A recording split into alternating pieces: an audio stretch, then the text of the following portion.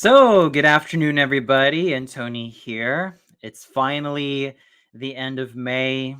I know that a good number of you have been also quite busy, especially with May coming to an end and a lot of stuff coming in between. And of course, I also hope that a good number of my German viewers also had a good and prosperous Pentecostal season as well, especially for those particular holidays. And I also hope that you've managed to have a very productive week ahead of you. So here's also hoping that y'all managed to do great stuff with your lives as well as just be the best persons you can all be. Now, a bit of an update with my master's thesis. I am currently in the 31st page. I've had to also deal with like um just just you know fixing and editing and a lot of other stuff that I have to do for my MA thesis. Like I've had to take care of like making sure that my bibliography was like properly sourced, like with all the bells and whistles, like the year and many other stuff involving, you know, good research. So basically, my thesis topic, as I'm pretty sure that a good number of you might have caught on, revolves around Fresh Prince of Bel Air, especially when it comes to the topic of Black fatherhood. Now, I've managed to find out a whole deal of stuff about not only my topic as in my main thesis, but also like delve into the history of Black American sitcoms and their presence on television throughout the decades. Yeah, it's been quite a blast thus far. It's been kind of um kind of a roller coaster ride as far as I'm concerned. So, um here's also hoping that let me just double check if everything's going okay, because we can't be too sure. So, right here. Okay. Just hang on a second. I hope. All right.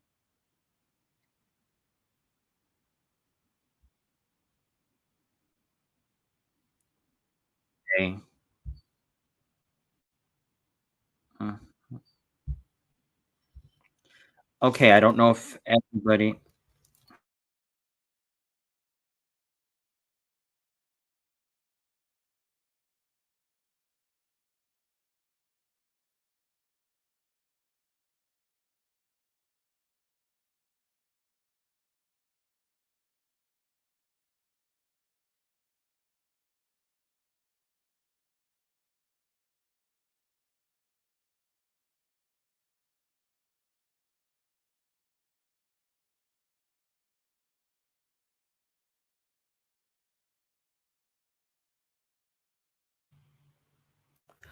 Just had to make sure that the mic was, back in order.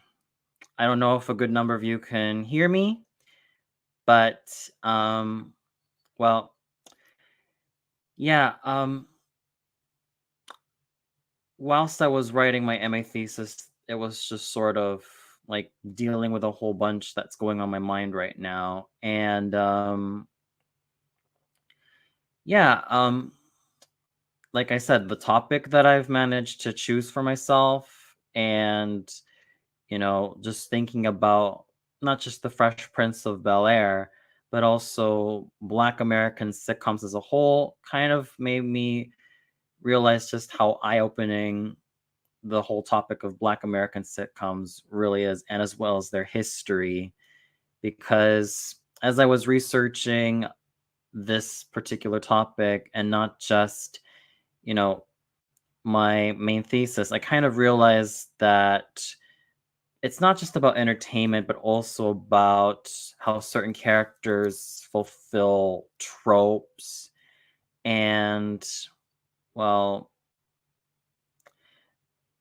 also just how like the media representation kind of affects how um, Black American families are seen in the media. So for me, it's an exciting ride. It's been a very exciting ride, and I managed to learn a lot, especially from my course throughout this entire 1 year and a half. Yeah, it almost feels like a year and a half that I've been in my master's course. And for better for worse, I managed to learn a lot. It's been very exciting with some very interesting professors, very exciting topics, and topics that kind of made me reevaluate and think a lot more critically of the media that I've been consuming thus far, especially the media from my generation of the 1990s.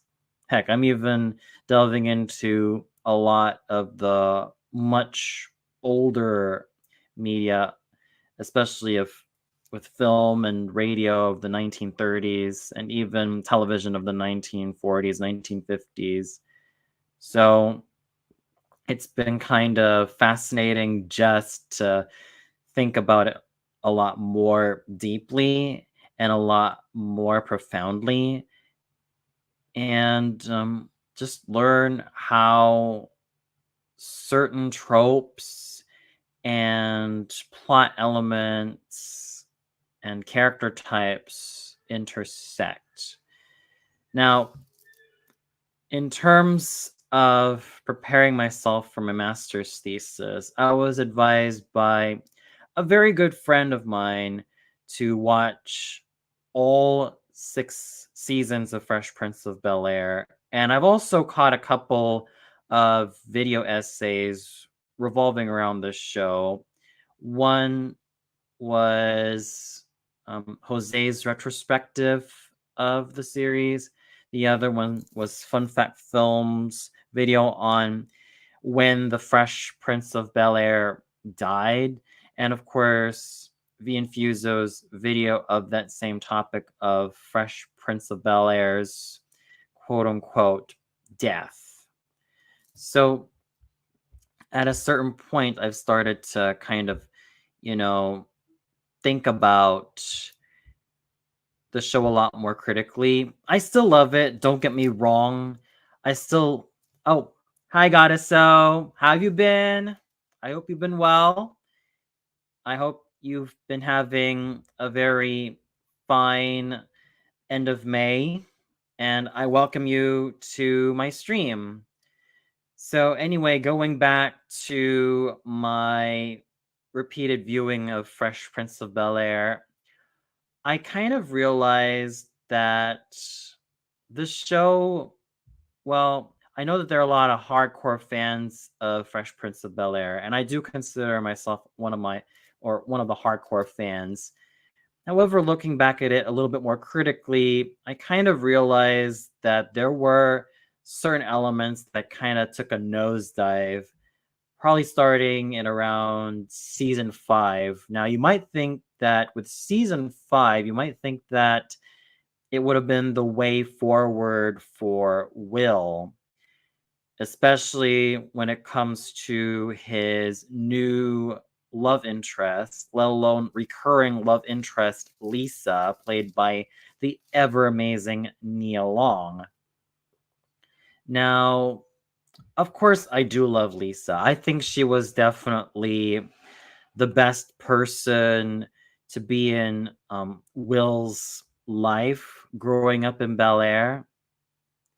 That's totally cool, Goddess. So, well, in terms of the old school bumpers that Boomerang used to air. I thought they were really fun. I thought that it was quite clever in terms of having the like dolls of the old cartoons like moving around, and they're actually quite fun. Absolutely fun to watch, and that's all I could say. I had a lot of fun memories with those. Going back to Fresh Prince of Bel-Air, I will say that with Lisa's presence, she definitely helped Will mature a lot more, yet still be, his charismatic, goofy, and affable and fun self. So that's the thing I appreciated most about Lisa. Yes, she does accept Will for who he is and all of his quirks.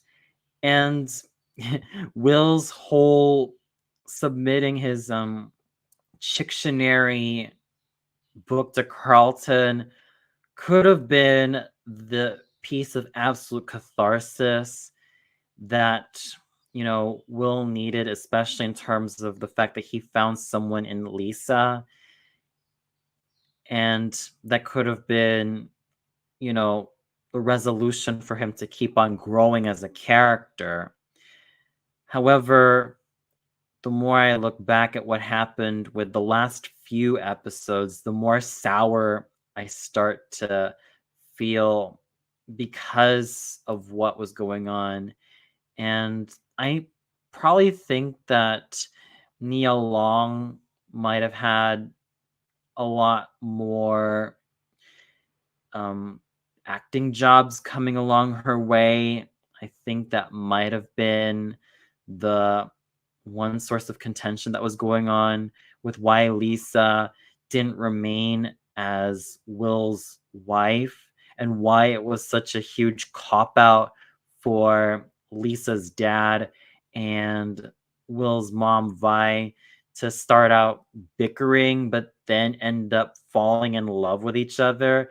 That was just way too convenient. And I do agree with Fun Fact Films. It was just too convenient of how Jazz ended up divorcing Jewel, which is a shame because Jewel was entertaining as a love interest. She was extremely entertaining as a love interest, as well as Jazz's eventual wife.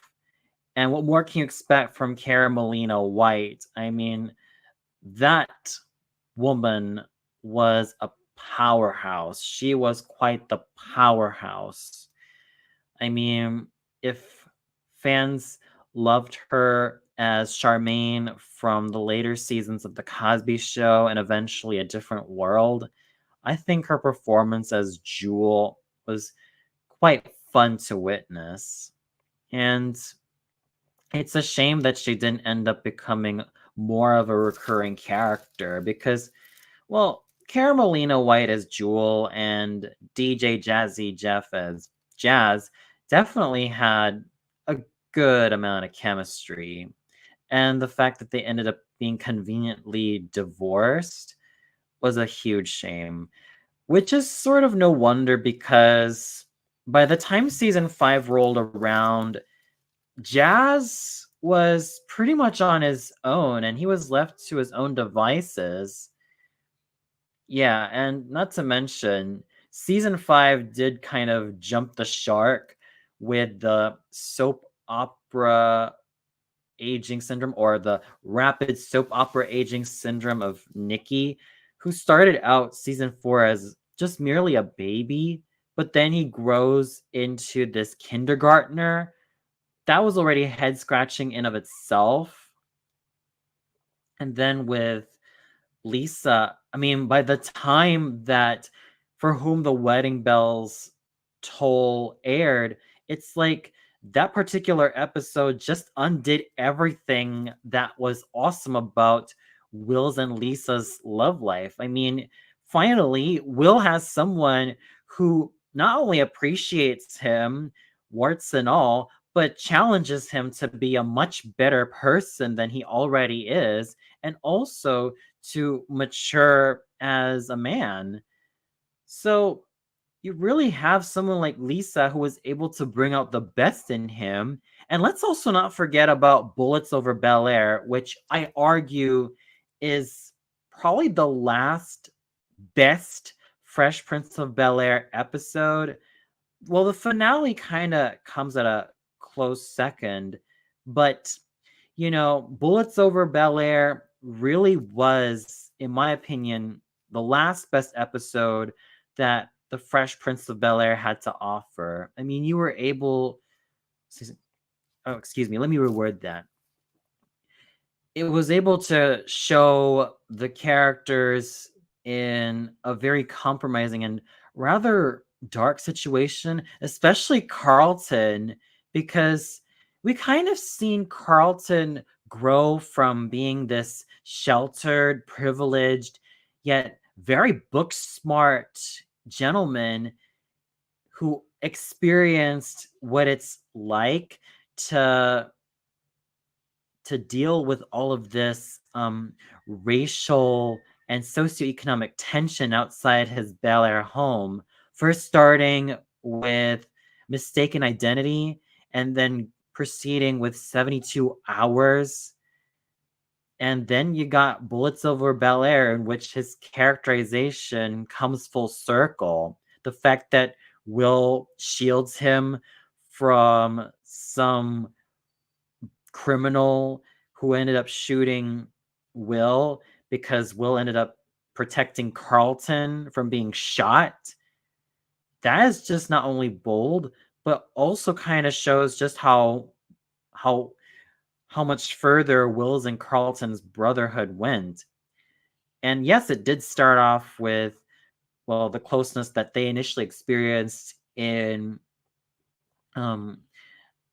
vying for attention, and then increased in Just Say Yo. But like I said, Bullets Over Bel Air was a really full circle moment, not only for Will, but also for Carlton, and even for Lisa.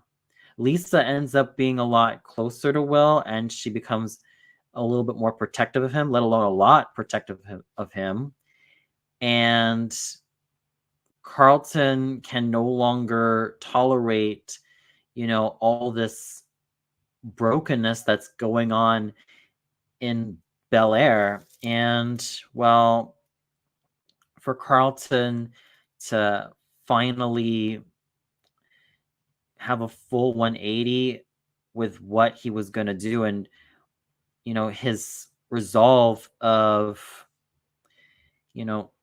confronting that said criminal, and even confronting Uncle Phil about the imperfect justice system, kind of makes you realize that he is far from this sheltered dude that he used to be in season 1.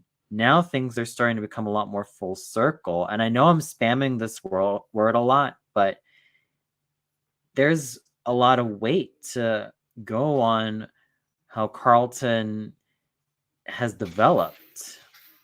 And well, the fact that Carlton, mind you, this innocent and very charismatic and charming gentleman, ended up resorting to buying a gun just so that he could not only defend himself, but also hunt down the perpetrator, was quite frightening and dark in of itself.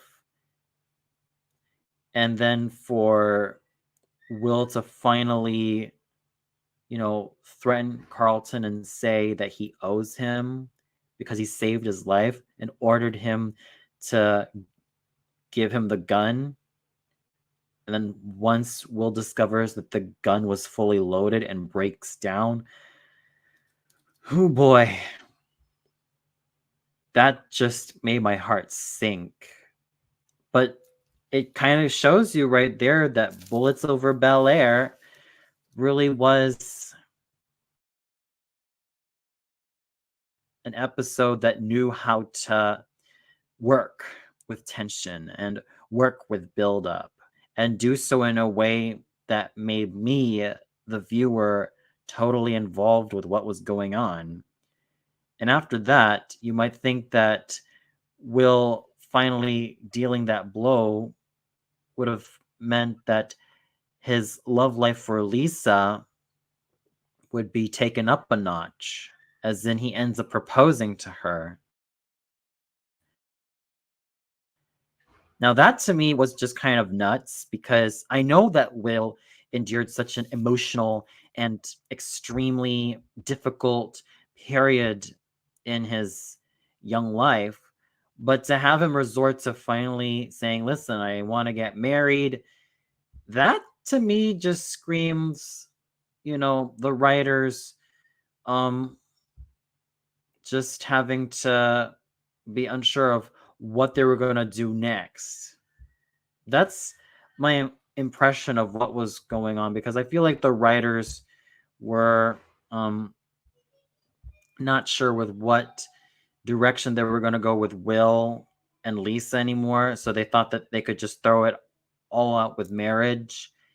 And that's sort of where the problems started because already it was like, they were already starting to deal with a lot more challenges as a couple, not just in terms of the problems they have to overcome together, but also thinking about purchasing their own house and thinking about what's going to happen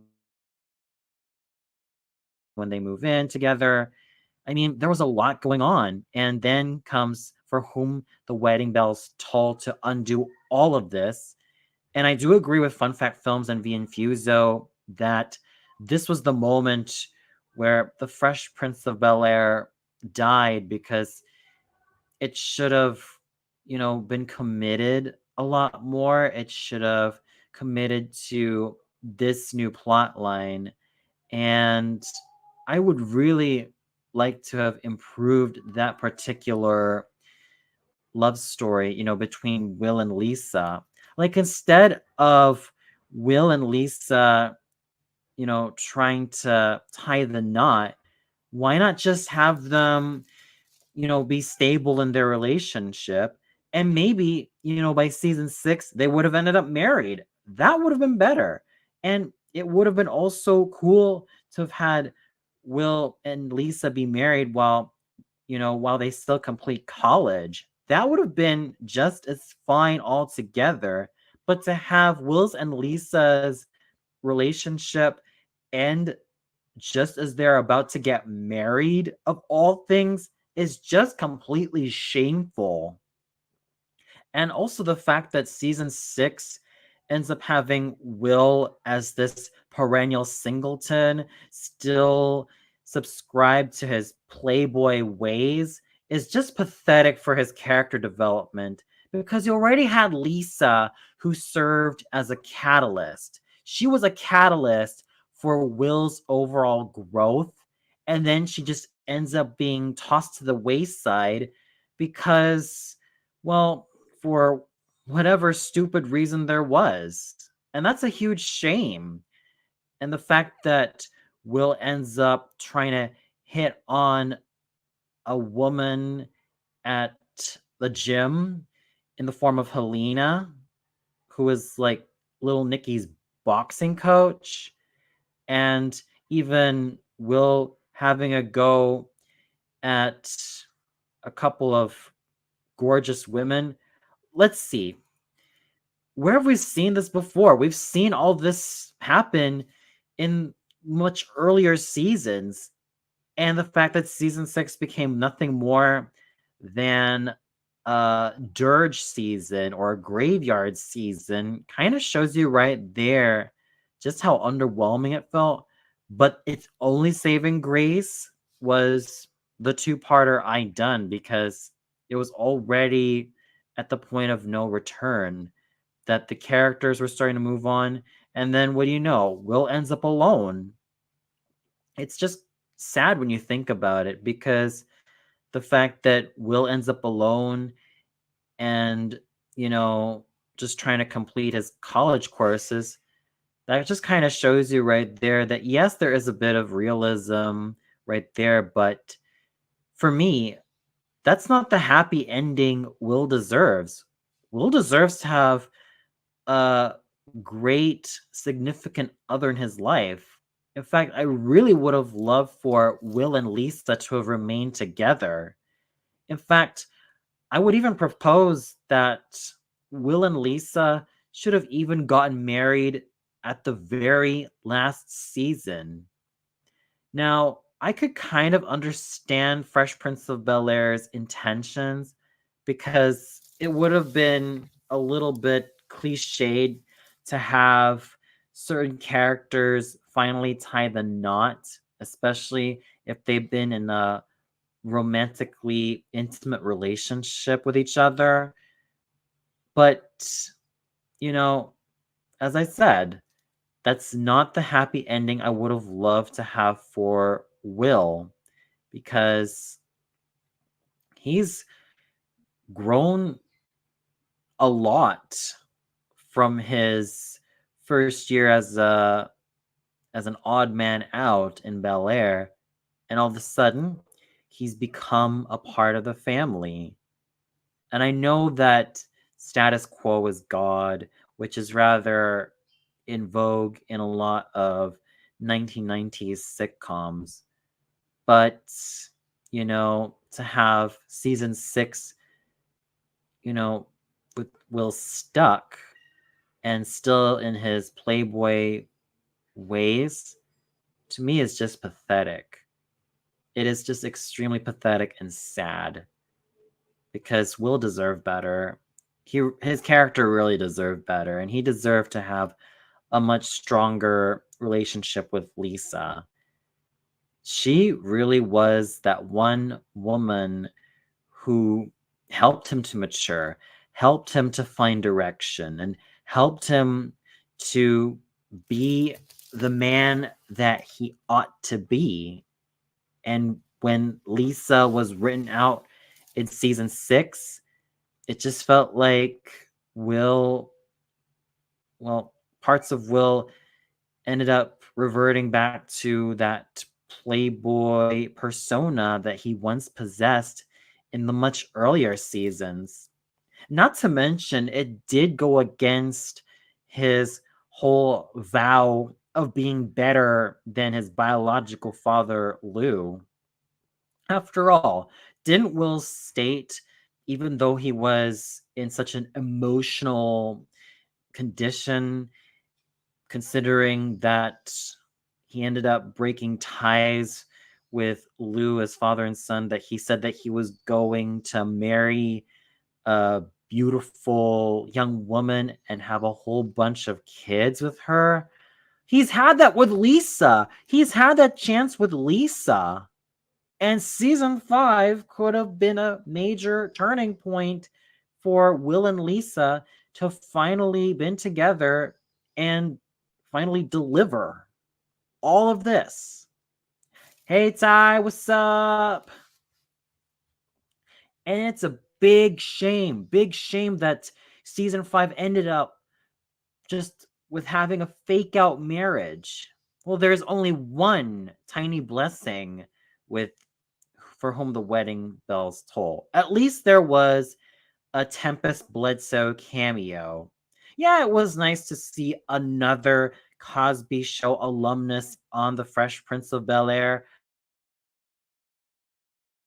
I mean, hello, you already had Malcolm Jamal Warner having the lion's share of Cosby Show alumni on Fresh Prince. And then you had Alan Payne in My Brother's Keeper in the second season, and even Mashawn Lee in Blood is Thicker Than Mud, acting alongside Glenn Plummer. That is dope. And let's not forget about Raven-Symoné in season 2, where she also played an inquisitive young daughter. And, well, to a divorcee, might I add. Now, where have I seen her character before? Yes, of course, Olivia. No problem, no problem. No problem, man. I mean, I'm here pretty much the whole afternoon, so you're always welcome to join. So, yeah, like I said, Tempest Bledsoe being the one of the last Cosby Show alumni to be shown on the Fresh Prince of Bel-Air, that was a tiny blessing to mitigate the shit that was going on in For Whom the Wedding Bells Toll, especially when she announces that Will is back at the market or back on the market. But it just really made Will's character development devolve, and already you know that when season 6 opens with a similar premise of Will ruining Uncle Phil's very important dinner with an important client, you know that it was already about to nosedive.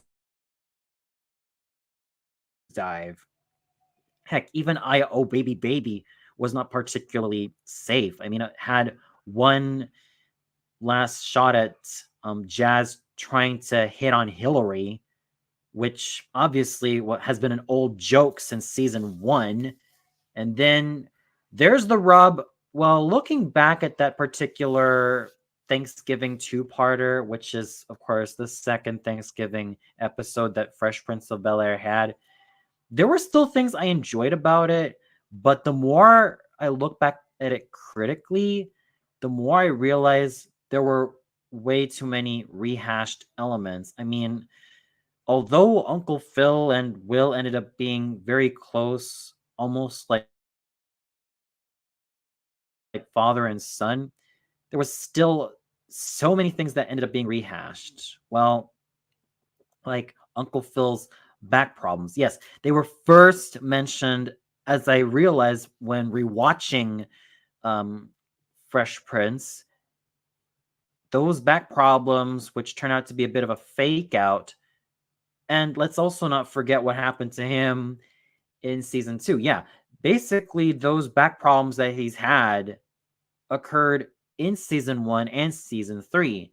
And not to mention his heart attack in season 4 and Uncle Phil going on about turkey and mashed potatoes and tiny little onions swimming in a pool of cream sauce or gravy. Yeah, where have we heard that before? That's right. Season 4's Home is Where the Heart Attack Is, which is essentially its 10th episode. So,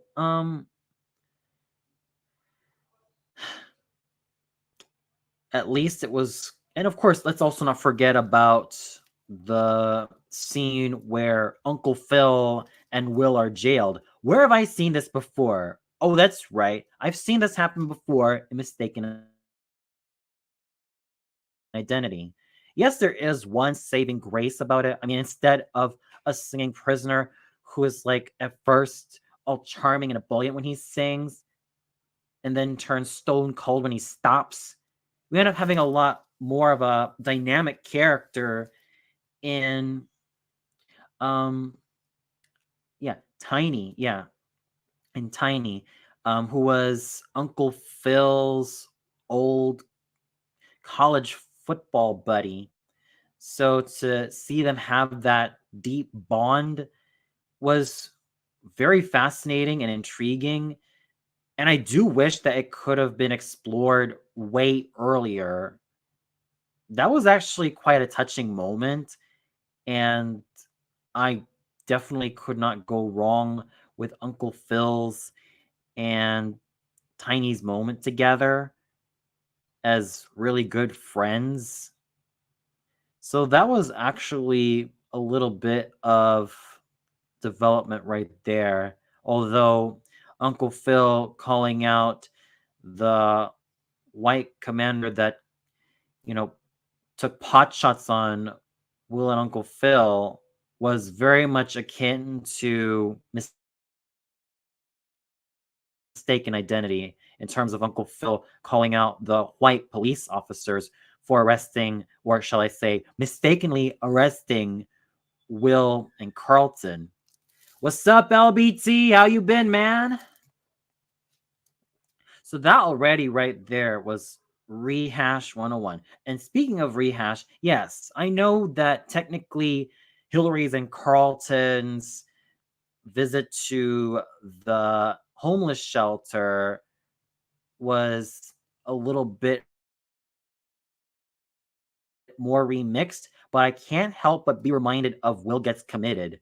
I mean, you have someone like Noah who is calling out Will for forgetting where he's come from and for just not being particularly helpful to the community. And of course, parts of those are echoed when Sylvia and Steve call out Hillary and Carlton for their pretentious ways. That's cool. So if you want to join, man, if you really want to join, then hang on. Then you're more than welcome. The link's right here on the chat. So LBT, if you're willing to join and have a chat with me, then bring it on, man. But yeah, I mean, season 6 of Fresh Prince of Bel-Air, all I can say is that I really pity this season because it just seemed like it was dying a slow death with rehashed plot elements and certain characters just reverting back to some of the tropes that we've seen before and tropes that we've become, frankly, way too tired of. Yo, yo, yo, LBT! Hello there. And just woke up just now. Let me just let me okay, hang on. Okay. Just make sure.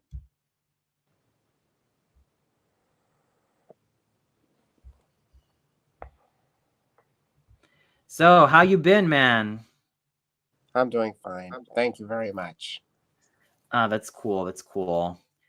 So anything new as of late? Yeah, I just did a stream back on Wednesday. Oh, that's cool. Well, as for me, I've been really busy with my MA thesis. And do you know the show The Fresh Prince of Bel-Air? Oh yeah, but my cousin remembers watching it. Fair enough. Fair enough. Was there a particular episode that you remembered watching and liking? Not really a big fan, and I don't remember most of it. Fair enough. Like, where did your cousin see Fresh Prince? Was it on Nick at Night back in the 2000s? Or was it on like Yes, another? just like Oh, that. yeah, I knew it. Yeah, that's how I rediscovered Fresh Prince of Bel-Air on Nick at Night back in 2005. The same story can be said about The Cosby Show, not to mention Family Matters. That's Yeah, cool. it's a shame. It's a shame that, these days with Nick at Night, it's become, an evening block where it's mostly Friends reruns. Can you get any more reductive than that? Man, Nick and Night. Not to mention they do a lot of movie stuff. Yeah. I mean, can't we just at least bring back, let's say, Fresh Prince of Bel-Air or The Cosby Show, Family Matters, The Jeffersons even? Yeah, not to mention my grandmother watches Family Matters. Very cool. Good And times same with with my those mom old too. shows. Not to mention Good Times and Sanford and Son. Those shows should have been aired a lot more on Nick at Night these days because I argued that viewers definitely need a lot more viewer diversity on that particular block. In fact, I read an article that Nick at Night's and BET's viewing among Black American audiences spiked when those shows like The Cosby Show and Fresh Prince aired on Nick at Night, and when the likes of Soul Food and a good number of old UPN shows aired on BET. Huh. That's weird. Yeah, that was back in 2004. I did not even notice that. Hmm. And that's one thing I found rather interesting, but it's pretty legitimate because, with the Cosby Show, I get that there are those who can kind of criticize it for, having the Huxtable family being inside this bubble where race isn't really too much of an issue, let alone discrimination. And I think that's why people have a hard time just really enjoying the show. Although it is very empowering to see a wealthy Black family with high aspirations for their children and very well to do children and well adjusted children making something of themselves in The Cosby Show. So that's something that is nothing short of empowering. And then the Fresh Prince of Bel Air took it one step further with the Banks family, who, although they are also just as, if not a lot more wealthy than the Huxtables, they have also ended up, tackling a lot of hot button issues occurring with the Black American community. And they've also addressed the socioeconomic and racial tensions occurring, which is something I've also appreciated a lot about the Fresh Prince of Bel Air. Huh. That's nice. Yep, definitely is. So, any old sitcoms that you used to catch on Nick at Night? Oh, Nick and Knight. Like some of the cartoons that they have, like, or some of the live action shows. Can't remember them that much, but I can understand where you're coming from. Hmm. Like, was there anything that you caught that, caught your fancy? Not that much. And I gotta Hmm. be real is that not really a big fan of BET that much. Right. So, what's your But to issue be with fair, BET? at least they show a lot of stuff that I do appreciate. Mm-hmm. I can't remember the names, Right. which I could. That's okay. Yeah, that's cool. That's totally cool. And by the way, do you know Fat Albert and the Cosby Kids? As in the Oh, old. Fat Albert. I remember that one. You mean the movie or the old cartoon? I think it's one of those movies,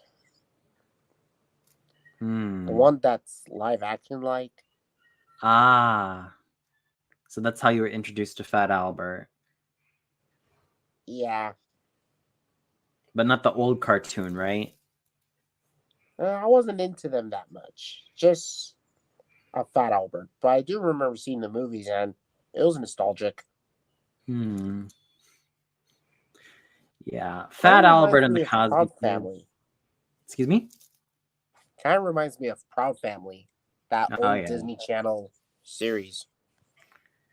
Yeah, the Proud Family was quite endearing in its own special way. I mean, I like Penny Proud, no doubt about it. I think she's lovely, Mm-hmm. but I think she deserves way better friends. Yep, I have to agree. I mean, I could actually see her being best friends with Kim Possible. That's a Or crossover Leela. friendship I would subscribe to. Not to mention, I think Kim Possible herself would make a good bodyguard for Penny. Mm-hmm. And should Penny learn to I mean, of course, let's also not forget that Penny Proud also had some experience in the martial arts, being trained properly as opposed to her so-called friends who were like trained by some glorified celebrity. Um, so I think Kim could also elevate that in Penny. At Right. the same time, I'd say that Penny could also do her part in calling out Bonnie for her bitch ways. That is impressive and Yeah. interesting. Yeah, I mean, there's a lot more you could work with in terms of Kim's and Penny's crossover friendship. Heck, That's I could cool. even see, Penny clicking extremely well with Monique. Impressive. Mm-hmm. Mm-hmm. On top of that, the fact that, and you know what? I actually think that I know that I've mainly praised Raven Simone when she was a kid actress, and I think she was way more tolerable when she was a child actress, as in when she was on the Cosby Show and her only appearance on The Fresh Prince of Bel-Air and That's a Hanging Raven. with Mr. Cooper.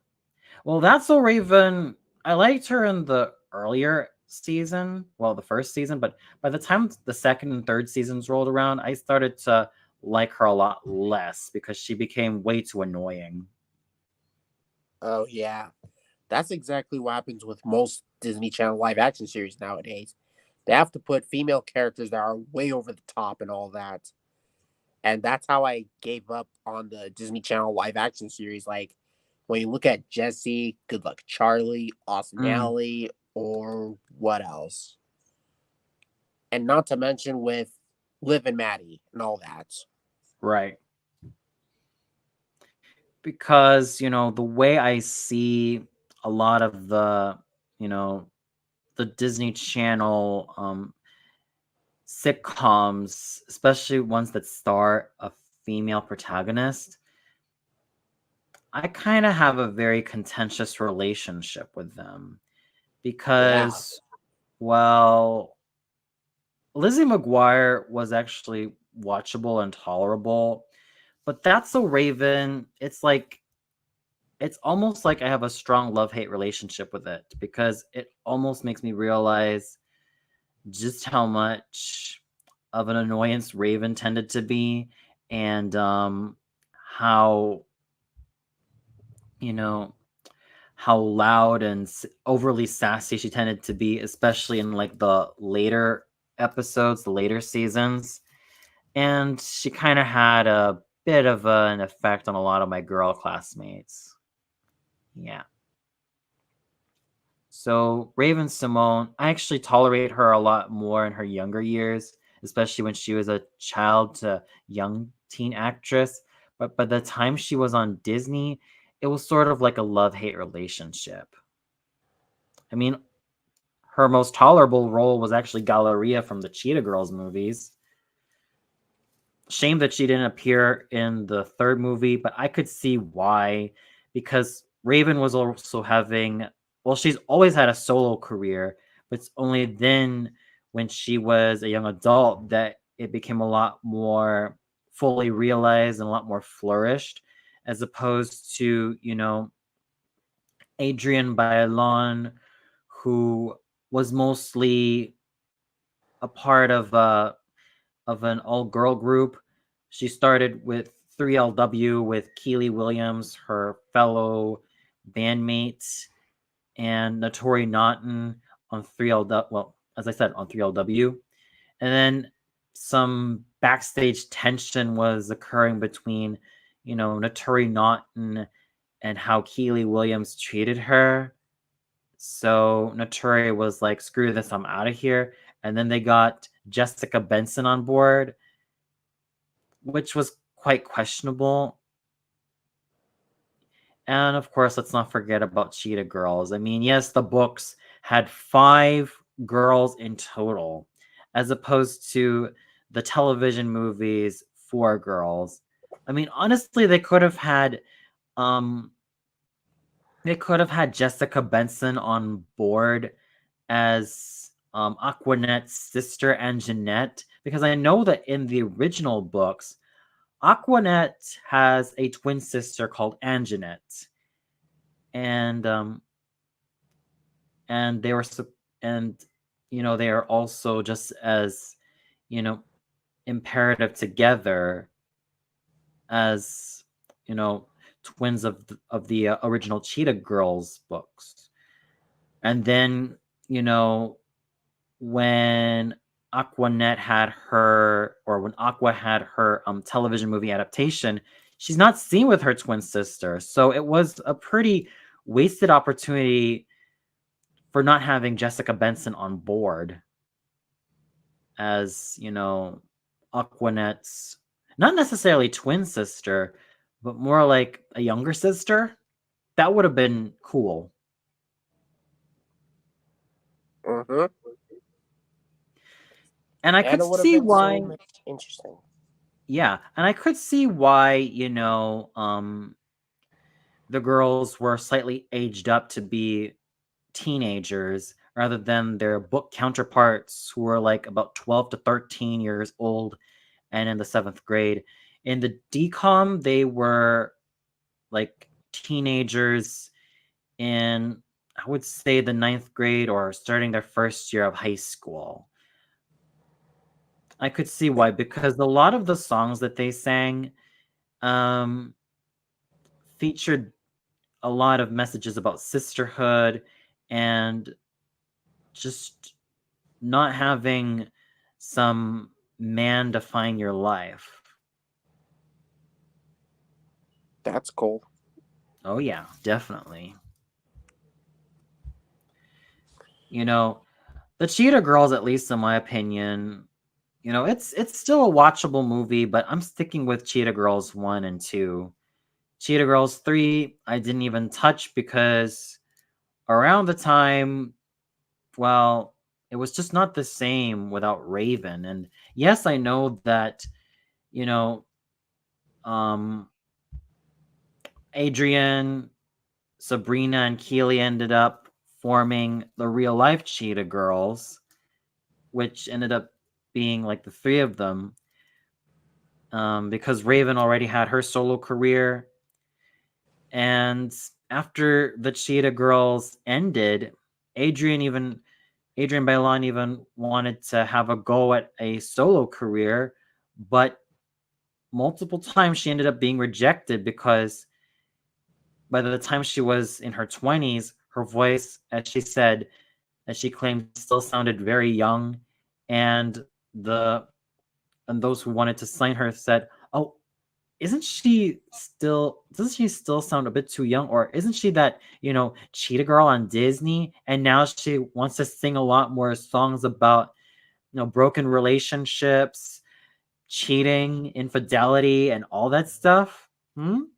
That doesn't really mesh well. And I think I could see why, because, you know, the problem with, you know, Adrian Bailon, Sabrina Bryan, and Keely Williams still having a go at what's left of, you know, Cheetah Girls is that they've kind of deprived themselves of opportunities to be more mature performers until way later in their careers.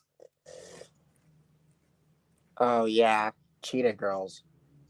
But I do remember one of them singing a song for Chicken Little, like "Shake Your Tail Feather." Oh yes, yes, that was the one. They sang that. I think it kind of made the movie a little bit more tolerable, but looking back at Chicken Little, I could see why people hate it. Buck Yeah, Cluck is a loser. He is a freaking loser of a father, let alone a single exactly. father.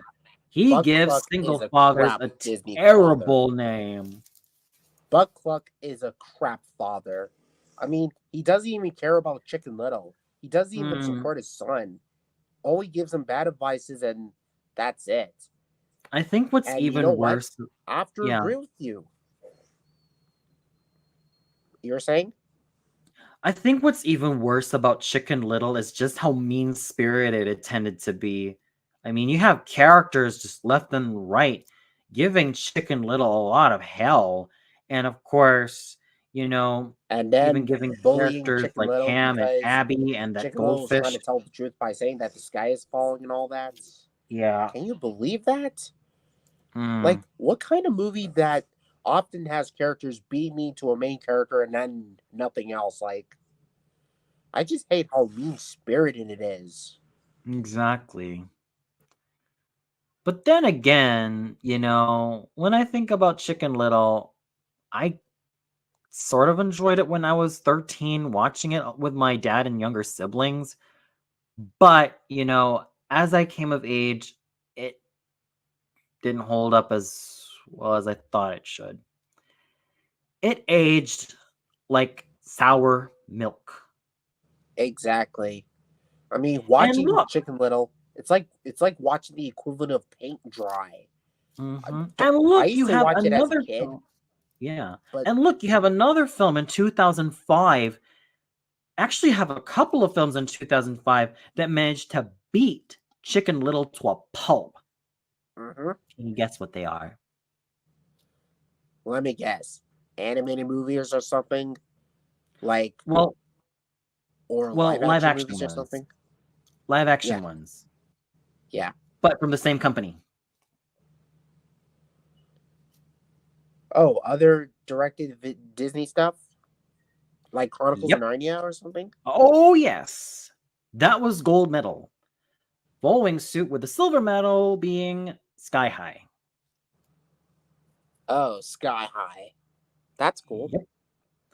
Yeah, I mean, it says something when those films, those two live action Disney films, managed to be way better than what Chicken Little could ever offer. Yeah, I and mean, there's Sky also High's another message is rather uplifting, and Mhm. Chronicles of Narnia, epicness incarnate with its cinematography, its landscapes, character development, and how the people behind the film managed to bring C.S. Lewis's work to life. Exactly. I think people remember those films a lot more than, or excuse me, let me rephrase that. I think people who've watched those movies had way more fond memories of them than they had of Chicken Little. Yeah. And I'm proof positive. hmm I have to agree with you. Because although Sky High and Chronicles of Narnia, Lion, the Witch, and the Wardrobe are vastly different films, they actually have heart.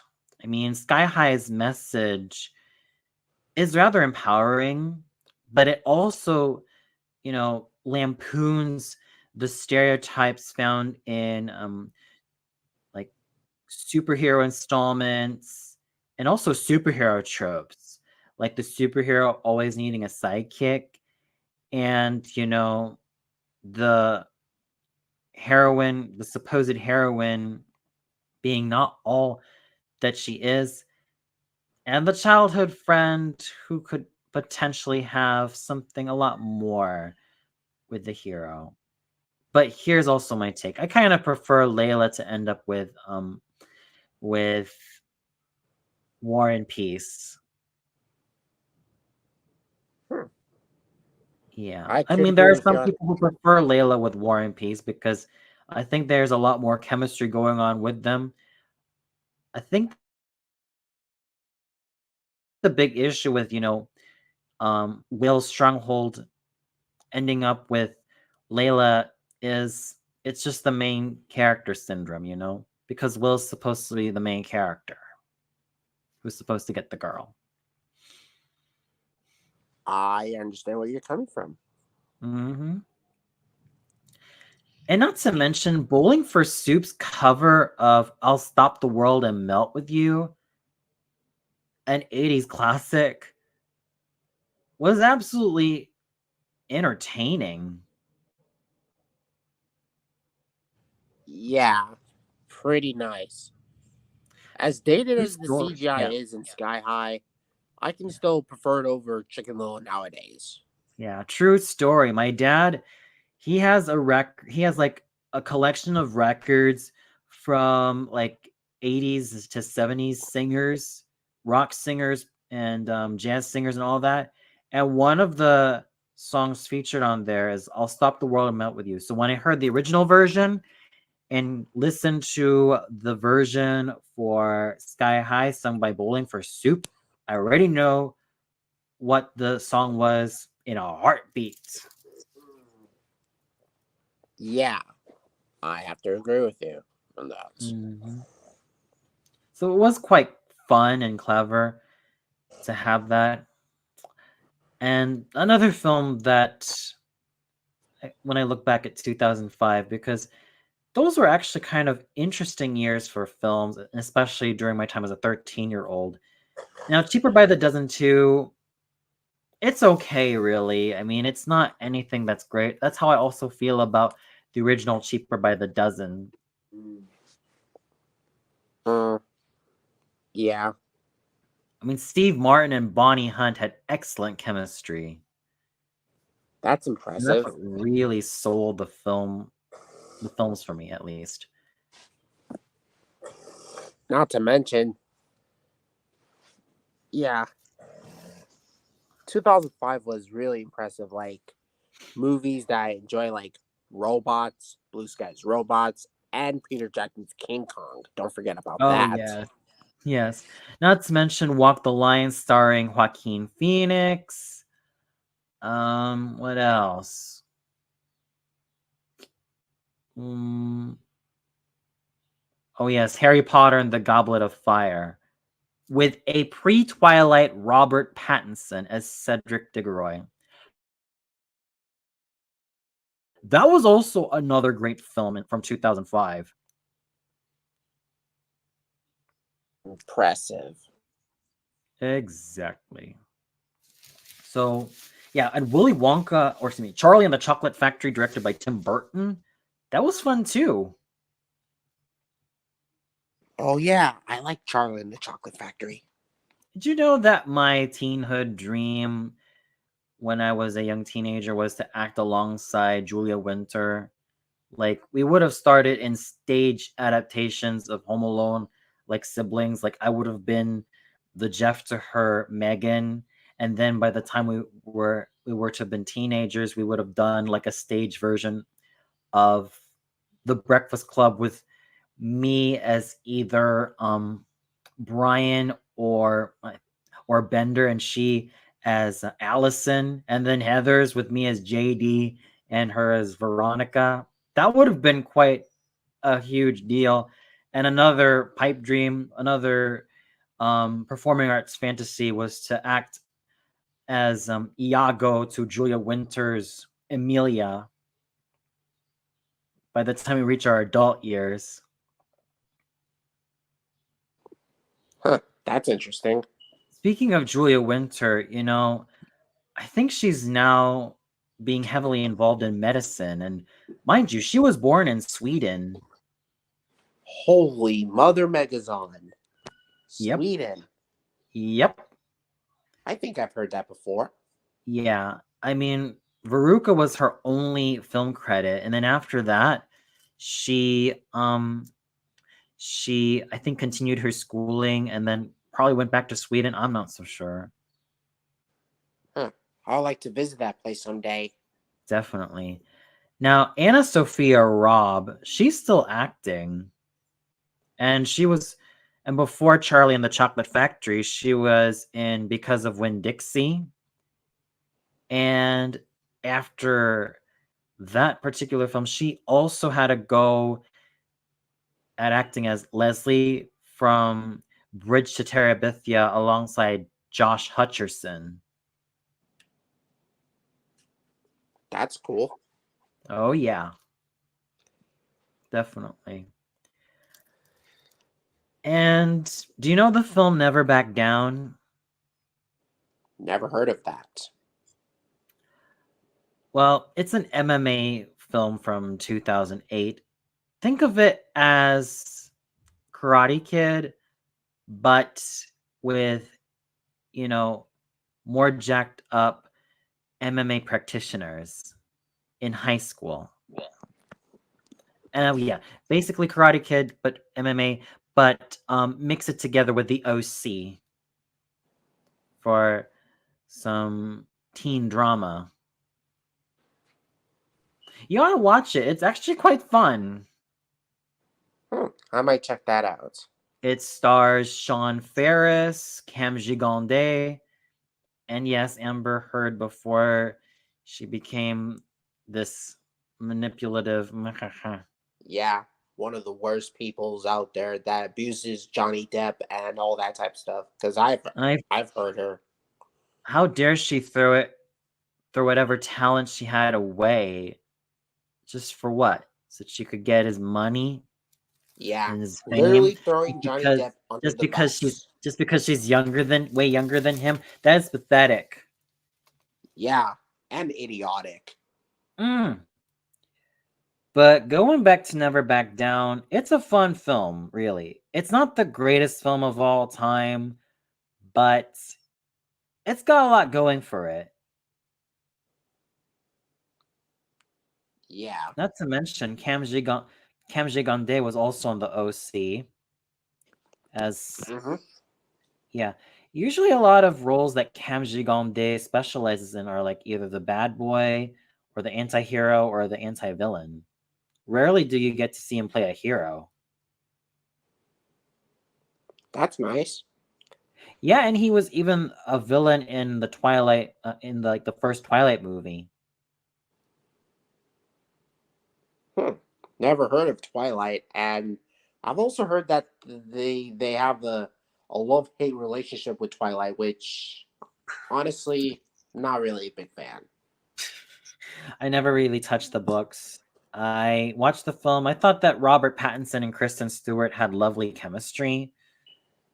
But after a while, I was like, fuck that. I don't even want to bother with Twilight at all. Yeah. And the locales were absolutely gorgeous. Huh. I'm a sucker for like cold, wintry locales, and Forks, Washington is definitely one of those locales that made the film a little more watchable. And don't forget that this film was also directed by Catherine Hardwicke. Do you know what else she directed? What? 13. 13? 13. Man, that is impressive. Yeah. If you know the film, it basically, stars Nikki Reed, who was also on Twilight, and Evan Rachel Wood. And the film 13 was like based loosely on Nikki Reed's life growing up as a young teenager. That's cool. Yeah. And I think Catherine Hardwicke also directed Lords of Dogtown, which was like a biopic. That's nice. Of skateboarders. Yeah.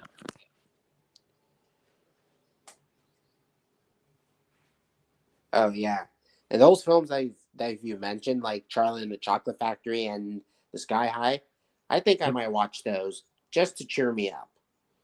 That's cool. That's cool. That's cool. Yeah. Not to mention, every time I look back at 2005 when it comes to animation on Cartoon Network, oh my god, CN City. It was like peak Cartoon Network. Now, I know what certain people are going to say, but what about the 90s?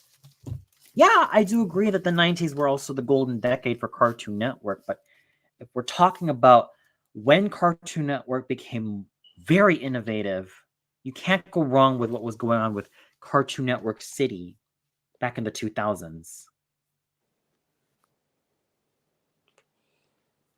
Wow. That's cool. Yep, definitely. And also, it was when Toonami was still, and I could still remember those times when Cartoon Network actually gave a crap about variety. I mean, you had Magoozy for like kids who were gonna tune into like this afternoon block or early afternoon block, and then Toonami. I actually prefer Toonami over Magoozy. Same goes for Adult Swim. I mean, Adult Swim seems to be the only block that is keeping Cartoon Network alive these days. It's been always doing that. Even Yeah. back in Cartoon Network's See and Real era in 2009. Yeah. I remember Adult Swim being after Cartoon Network. Like the same thing happened with Nickelodeon and Nick and Night and all that stuff. Like Yeah. that's nice. Or not to mention, whenever Cartoon Network likes to appear out movies, I mean, Cartoon Network was good when it comes to releasing like movies. It's like Toon Disney, but Cartoon Network style. Mm-hmm. Yeah, I could never forget about cartoon theater at all. Remember Toon Disney's big movie shows? Mm, I had vague memories of it. Yeah, Toon Disney's big movie show was a really childhood of mine, and they release theatrical Disney movies, directed video Disney movies, as well as Disney Channel stuff all over. Right. Right. Yeah, those yeah, Toon Disney. Oh my gosh, Toon Disney. That to me was also peak, Disney related works, especially on TV, peak Disney TV as far as I'm concerned. And I do miss those times when Yeah, Legend of Tarzan would air. Actually, that is one of my favorites. The same thing with Gargoyles. Toon Disney. I mean, like Legend of Tarzan, American Dragon Jake Long, not Yep. to mention with oh Kim Possible, Lilo and Yep. Stitch series and all that. Mm-hmm. Granted, they may be Disney Channel shows, but they're still part of what they really are. Mm-hmm. Absolutely. It's kind of a shame that Toon Disney has been replacing by Disney XD, which I'm fine with Disney XD, but not as good as Toon Disney. Because when you look Mm. at back at Toon Disney, there's a lot of nostalgicness in Toon Disney. Not to mention, Oh yeah. they also have the Disney seasons of Power Rangers, because that's how they end up doing the Disney era Power Rangers from Ninja Storm all the way to RPM. Mm-hmm.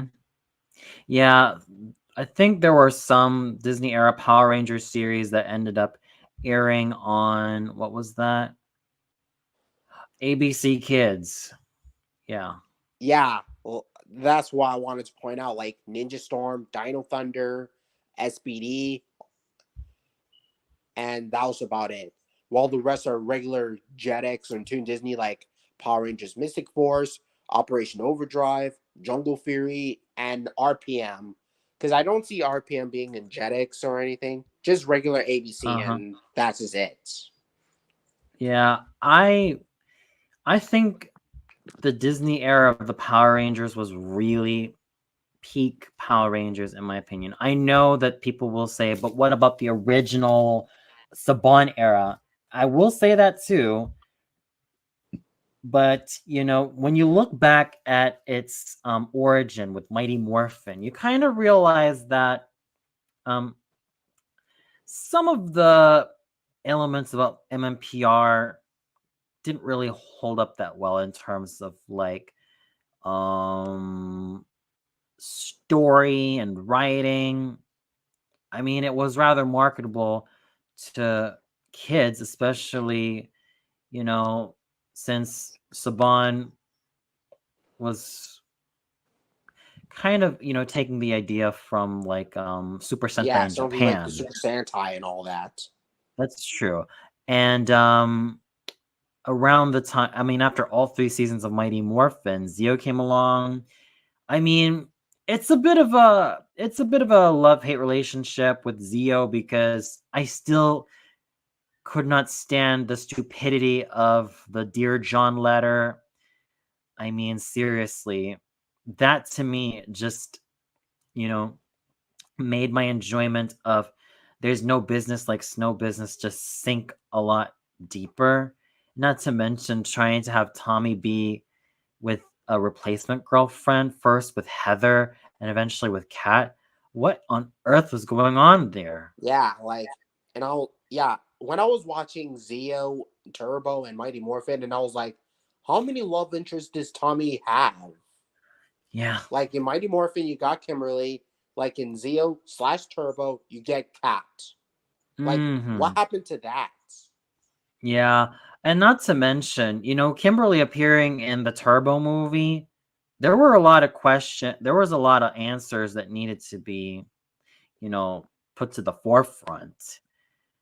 The whole Dear John letter was a downgrade on Kimberly's part because, you know, based on another YouTuber, in terms of her observations, she said that Kimberly would never do this. She'd never do anything this stupid and callous to Tommy. Man, this is ridiculous. Yeah, I think Zio is the classic case of going a couple steps forward, but also a couple steps backward. Yeah. Couple steps forward, yes, with the suits and with some of the themes going on in Power Rangers, and of course the Gold Ranger, Mm-hmm. and the villains having this civil war against each other. Especially with the Machine Empire against Rita Repulsa and her goons. Then you got all this rubbish going on with Tomcat being forced down our throats, Oh, like yo, trying to yo. compensate from the loss that, Tom Burley endured. Yeah. Not to mention, one of my friends, Dragon Critic, he saw Power Rangers Zeo, and he my one of my YouTuber friends, like Dragon Critic, he didn't like Power Rangers Zeo because he thought it was boring and all that, which I do agree. But aside from and all that, but personally, I would stick with the Super Sentai counterparts because that Hmm. seems to be a lot better than what we got for Zeo. Because any Power Ranger series that didn't do it for me, I'd rather stick with the Super Sentai counterparts that they were based on. Because I also heard that they do a lot better with the Super Sentai than the Power Rangers that we got. Yeah.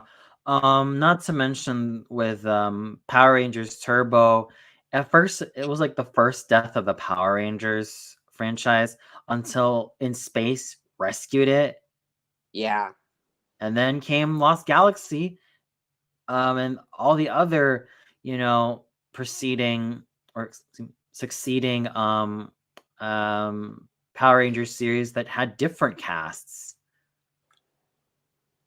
yeah. I mean, that's why I like about the air after In Space, Lost Galaxy, and Lightspeed, Lightspeed Time Force, Rescue. and Wall Force, different casts, and that's how I end up liking because you don't have to use the same cast but put them in different outfits and all that stuff. Like that's kind of complicated and so confusing to most people. Hmm. And not to Yeah, mention, granted, there was a bit of a cast change that happened from Mighty Morphin to Zeo, but mostly because what was going on with Karen Ashley behind the scenes, and then she got replaced by Nakia Baris as Tanya. yeah, Then came Turbo, you know, when JDF no longer wanted to do more Power Rangers, and and after that, he went to college and all that type of stuff. And later I'm not. on, he came back for Dino Thunder as Dr. Tommy Oliver, the Black Dino Thunder Ranger from Power Yeah, Rangers Dino Thunder. yeah, and then Tommy was also in Forever Red. Yeah. Not to mention, he also appeared in Dimension in Danger, Legendary Battle, and even a cameo in the 2017 Power Rangers movie along with Kimberly. Yeah, but I think JDF, before his unfortunate demise, he wanted to do more stuff outside Power Rangers, like Legend of the White Dragon, yeah, which that was one of can't them. wait. And yeah, me neither. I can't wait for that film to be finally released. Because that film has been stuck in my entire mind ever since Power Rangers Cosmic Fury and Power Rangers Once and Always. I mean, I enjoy those series, don't get me wrong. It's just that I couldn't stop thinking about Legend of the White Dragon. Because Mm. because when you look at the suits between White Dragon and then there's Villain that was based on, they look kind of cool, and they do resemble Mighty Morphin Green and Mighty Morphin White, which are Mm. basically just like Sentai stuff from the Sentai stuff. You know what I mean? Yes, I do. I do understand. And another thing I Yeah. wanted to point out is that Jason David Frank, yes, in Dimension, I mean, in Legendary Battle, the behind the scenes with Jason Font, who also played Wes Collins from Power Rangers Time Force as the Red Ranger. He's also in The Legend of the White Dragon as one of those commanders. Not to Mm-hmm. mention Gia, the Yellow Ranger, and also Adam in Legend of the White Dragon. Don't So it's forget not just about Jason David don't forget Frank, about but Serena Vincent. yeah, those other Power Ranger casts in Legend of the White Dragon. I wonder Mm. if it's going to turn out to be from I Battle of hope the it Sun. does. I hope so. I'm praying really hard, man. Because there was the order, but I don't know. It seems And like not it to ended up mention, being adapted to a yeah, comic, and then I really would have loved for it to have a second life on screen. oh yeah, not to mention, there's also a mini Power Ranger crossover movie with Street Fighters, which I want to Yep. bring that up with Jason Everyfrank, called Power Rangers Legacy Wars, where they team up to fight Ryu because he's been creating evil rangers and teaming up with Rita Repulsa and all that stuff. Mm-hmm. I That thought it was. Yeah. I could enjoy that back around in 2018, and it was nostalgic. Mm-hmm. Possibly one of my favorite crossovers. First, Ryu and Tommy used to be rivals, and then they team up together, and then they become friends. And I mean, watching this was like watching a dream come true. My dream Mm-hmm. coming true, because the last time I see Tommy and Ryu fighting with each other was back around in 2016 with Green Ranger versus Ryu, and the Green Ranger ends up winning. Mm. And then another fighting between Tommy versus Scorpion from Mortal Kombat, and then Tommy ends up winning because yeah, it's Power Ranger stuff. I mean, Power Rangers Yep. have skills and uniques and all that, and yeah, there's a lot to say. Definitely. Mm-hmm. Um, definitely. I mean, in terms of like, and speaking of Jason David Frank and Jason Font, yeah, Jason David Frank and Jason Patrick Font, yeah, similar. Well, basically, Jason Frank and Jason Font, similar initials.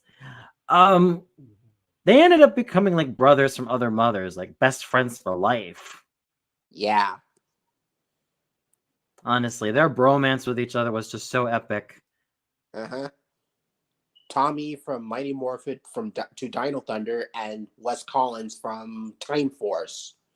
And then they end Yes. up teaming up, and then I saw them doing the team up in oh, Forever Red with the Red Zeo and Time Force Red, and then Legendary Battle where Tommy was in the Mighty Morphin Green, and then Wes Collins is in Time Force Red and all that. And later Mm-hmm. on in Dimension Danger, we get to see them again, but much more differently. Mm-hmm. Absolutely. Yeah, I mean, even Jason Font said that, that Jason Dave Frank, he was always supportive of his endeavors, and he would always, have him on board whenever it comes to new projects. Yeah. Yeah. Yeah. I kind of And think that the more I look back at Jason David Frank, I feel like there were many mental and physical troubles that he had to contend with. I mean, mind you, if you were to flash back to 2010 with his MMA debut, that was crazy that he pumped in so much juice in his body. And I Oh think, my mother, Megazine. yeah, did you see how he looked like when he was, having a go at MMA? But I do remember seeing some of the parts with Jason David Frank, I guess, but don't remember that. I mean, he pretty much bulked up, but the reason why he ended up quitting was because of a bicep tear. I mean, here's my And not to take. mention, he has a lot of tattoos all over his body, like head to Yeah, tail, head on. yeah, here's my take. If JDF, hey Miss Kitty, well, that's also the reason why he ended up wearing a lot of long sleeve attires during his years on, let's say, Forever Red and Dino Thunder, and even the crossover battles, right? Yeah. Because he was freaking tatted.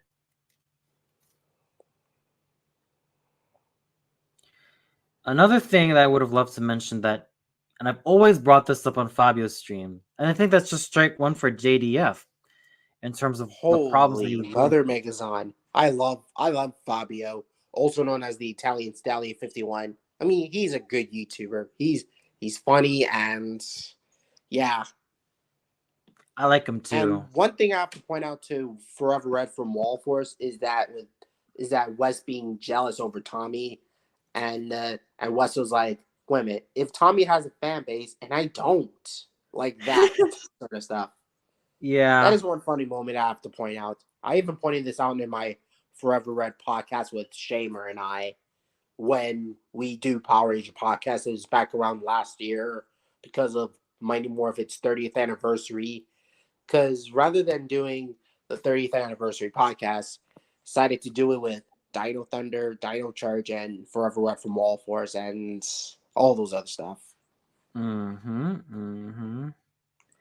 By the way, Miss Kitty, I remembered enjoying the Jeopardy game show. There were also other game shows that I enjoyed, like The Price is Right, I believe, and oh boy, there were like Double Dare, and the original one, and That's Double cool. 3000. That's nice. Hmm. Alex Trebek can never be replaced. I think he's actually helped me appreciate reading and writing a lot more, especially when he was like a spokesperson for the phonics program. Impressive. Mhm. Definitely, he will be missed. Yeah.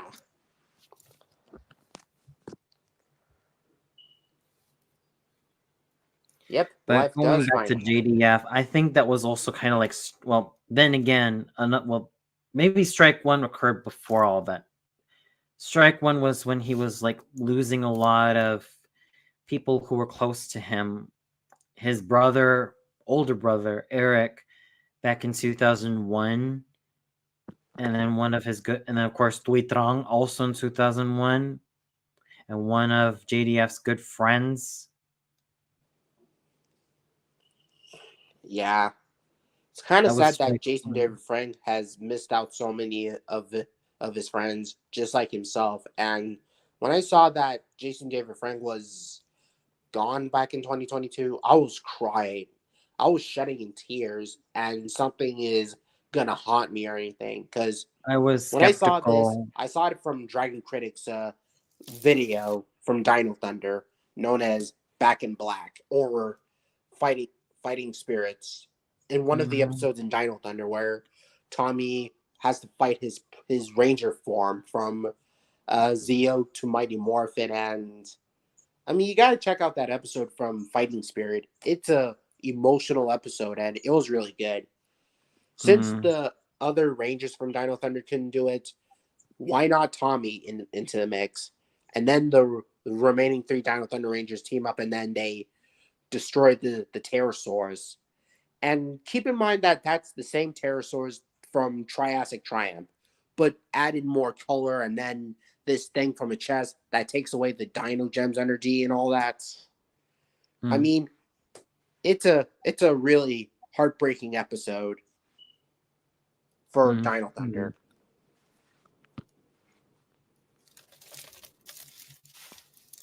yeah. And I hate to say this, I think I enjoy this a lot more than Samurai Journey from Ninja Storm. Hmm. Metropolis. Yeah, Metropolis. He may be a good monster, but he's not. He's nowhere near as menacing as Pterosaurs from Dino Thunder. Hmm. Yeah, Oh, and Miss Katie, another game show I used to enjoy watching was Who Wants to Be a Millionaire? that's cool because my Mm. grandmother watches that, and she was like really nice, and not to mention with my mom too. Ooh, cool. But yeah, aside from JDF losing his brother and some friends, I think the other strike for JDF was, yes, of course, he was a martial artist, a martial arts instructor, but really having to, go all juiced up in his in MMA, it's like he was really asking for trouble, thinking that he could get away with trying to have a go with heavyweight. Come on, in his natural frame, at most he could compete middleweight. I don't believe this. Yeah, honestly, I think the problem was really, I don't think his coaches or people who really tried to promote him, I don't think they really gave him good advice on how he should have proceeded with MMA, because really that's one reason why his MMA career was so short, because he pumped in way too much muscle and his body could only take in so much of it. That's so sad. The physical cost really was one thing, and his whole struggle with mental health, he lost his mom as well, and I know that he's Man, been trying to like look like a hero, like in stark comparison to how he looked when he was this teen heartthrob in the 90s, and young adult heartthrob also in the 90s. But come on, you know, basic biology could have at least, dictated to him that if he really wanted a longer MMA career, here's what he should have done: stick with middleweight. There's nothing wrong with going middleweight for a long time. oh yeah, I have to agree. Nothing wrong with that at And all. In that's what fact, I'm there trying to are do. some, Sticking with yeah. middleweight for the rest of my entire life. I mean, It may especially if not you're look going. much, but at least there's closure. Mhm. Yeah, because the problem with JDF going heavyweight was, that bicep tear that happened to him back in, I think, 2011. And of course, he did other stuff like, skydiving, and he was still like involved with his karate school, martial arts school. Good for him. Yeah, those other stuff. And this is the part where I start feeling sorry for Jason David Frank. Me And too. man, the fact that he's gone back around in 2022, it just kind of haunts me. And it still Yeah. is to this day. Yeah, and I know that when I look back at Fob's, older video about why he no longer likes Jason David Frank, I kind of realized that it's the classic case of, you know, that hero worship is not going to be the be all end all thing, or the be all end all wonder that you thought it was. Yeah, So I kind of empathize with Fobs on that, and I understand that's where he's just kind coming of from. sad. Mhm. And yeah, JDF didn't need to go out like that. And I know that what happened in the Comic-Con with Tammy serving up his divorce papers, it's like that was already a bad move. Yeah, pretty worse. Like, I know that it was rather impulsive of her. Dear God. Yeah, I mean, it's already difficult to deal with. I mean, and not to mention, yeah, I know that when I look back at JDF, there are times I do think that if he had had better coaches, or like to have just at least, you know, made him know his limits or what he can do as a fighter, then that'd be one less worry to deal with. The next thing is, you know, and I know that he's also built his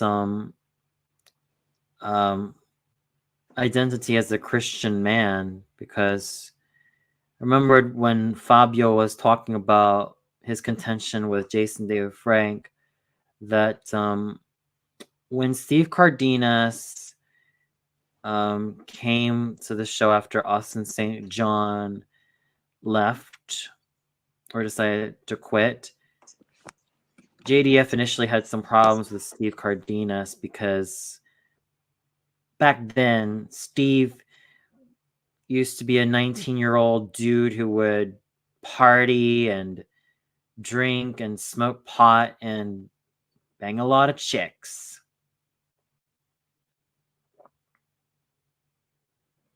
That's nice. I can understand.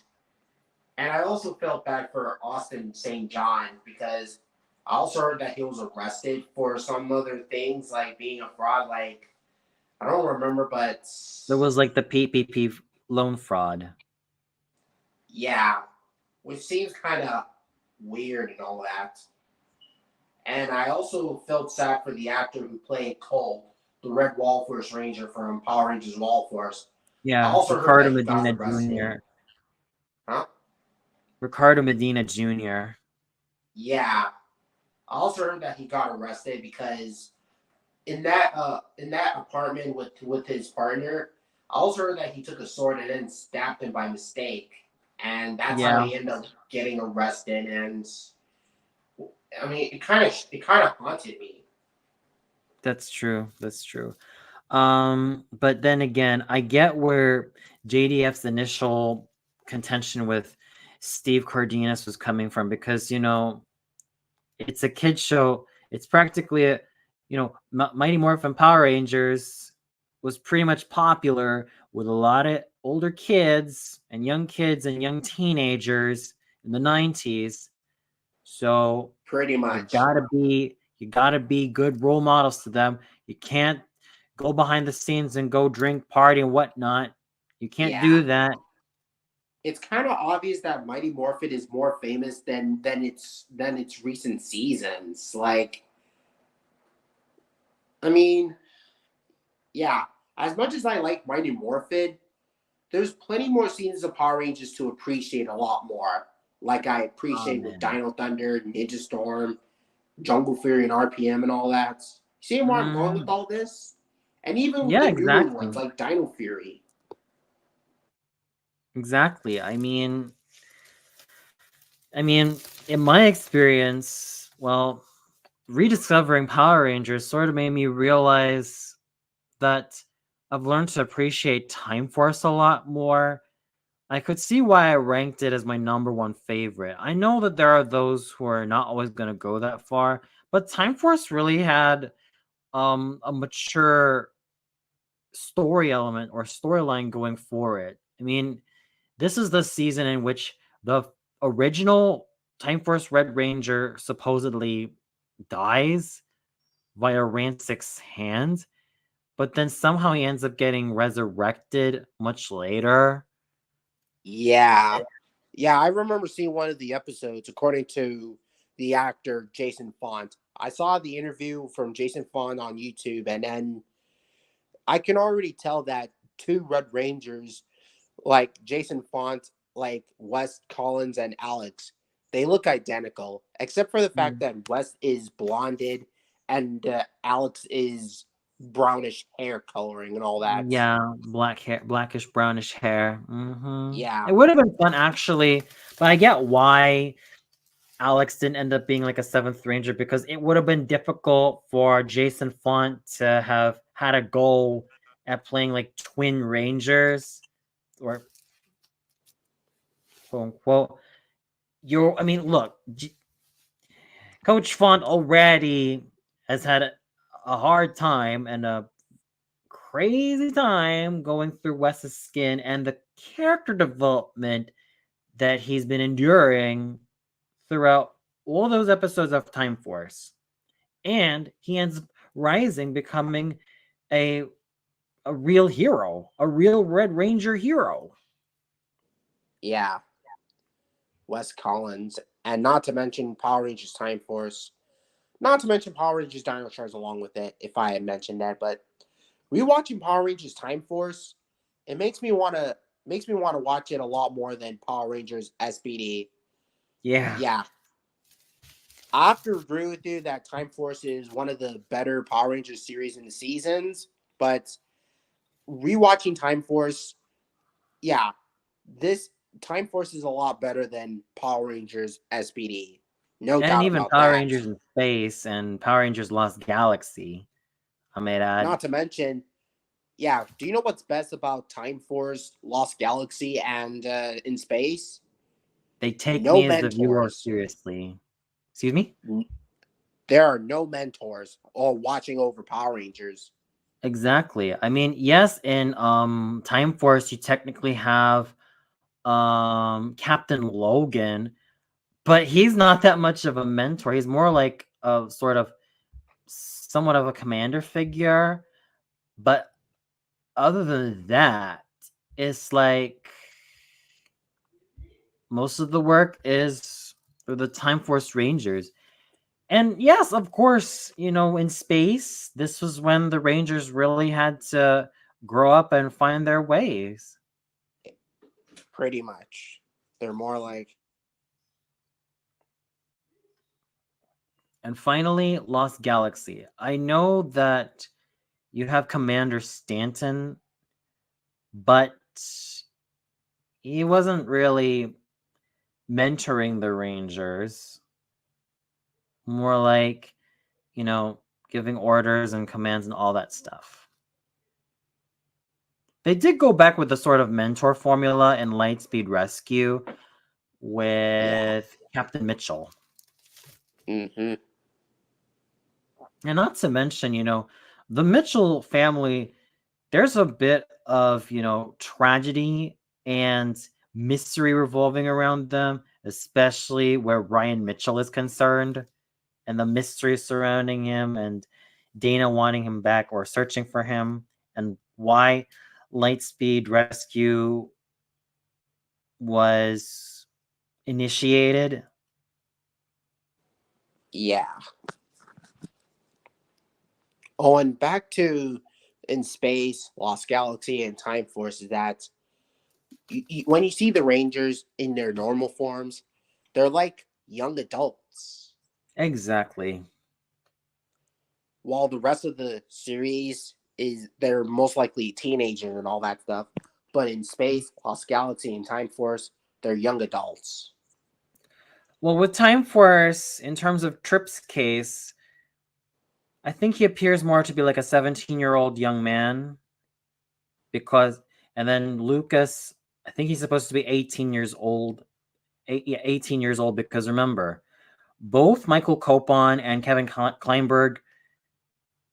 Actually, Michael Copon was the youngest cast member. Kevin Yeah, Kleinberg was born the same year as him, but he's like 5 months older than Copon. yeah, I have to agree with you on that. And and I even said this before in my friend's stream that not all superheroes need a mentor. And I have to say this, not all superheroes need a mentor. Not all of them. Mm-hmm. which is why I prefer the Super Sentai series, because when you look at most of them, they barely have a mentor watching over them. It's just the Sentai characters doing things by themselves without the Mm-hmm. mentor's advice, which is why I prefer like the Super Sentai series, because they know how to do things by themselves. They don't need no mentor or anything. They just do things by themselves. Like they're not babies. They're full grown people. Like, Absolutely. but granted, I do have to give credit to some of the Power Ranger series with mentors, and they're not that bad. Like a Ninja Storm, where you got Sensei, who was a guinea pig, and you got Yeah. Dino Kanoi Thunder with Watanabe. Tommy. Sensei Kanoi Watanabe. Yeah, Sensei Kanoi Watanabe. He was one of the best. Not to mention Dagi Kruger, who also morphed into a ranger himself. And Udana. The ever fabulous Queen Udana. She the White Ranger Queen. Or should I say Queen of the White Rangers?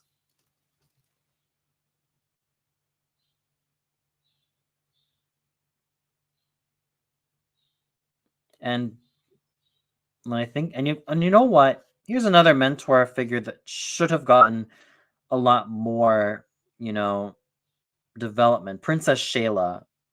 If she had such an affinity with the deer Zord, then she should have been a Power Ranger herself. Oh, sorry about that. It's just a It's call, fine.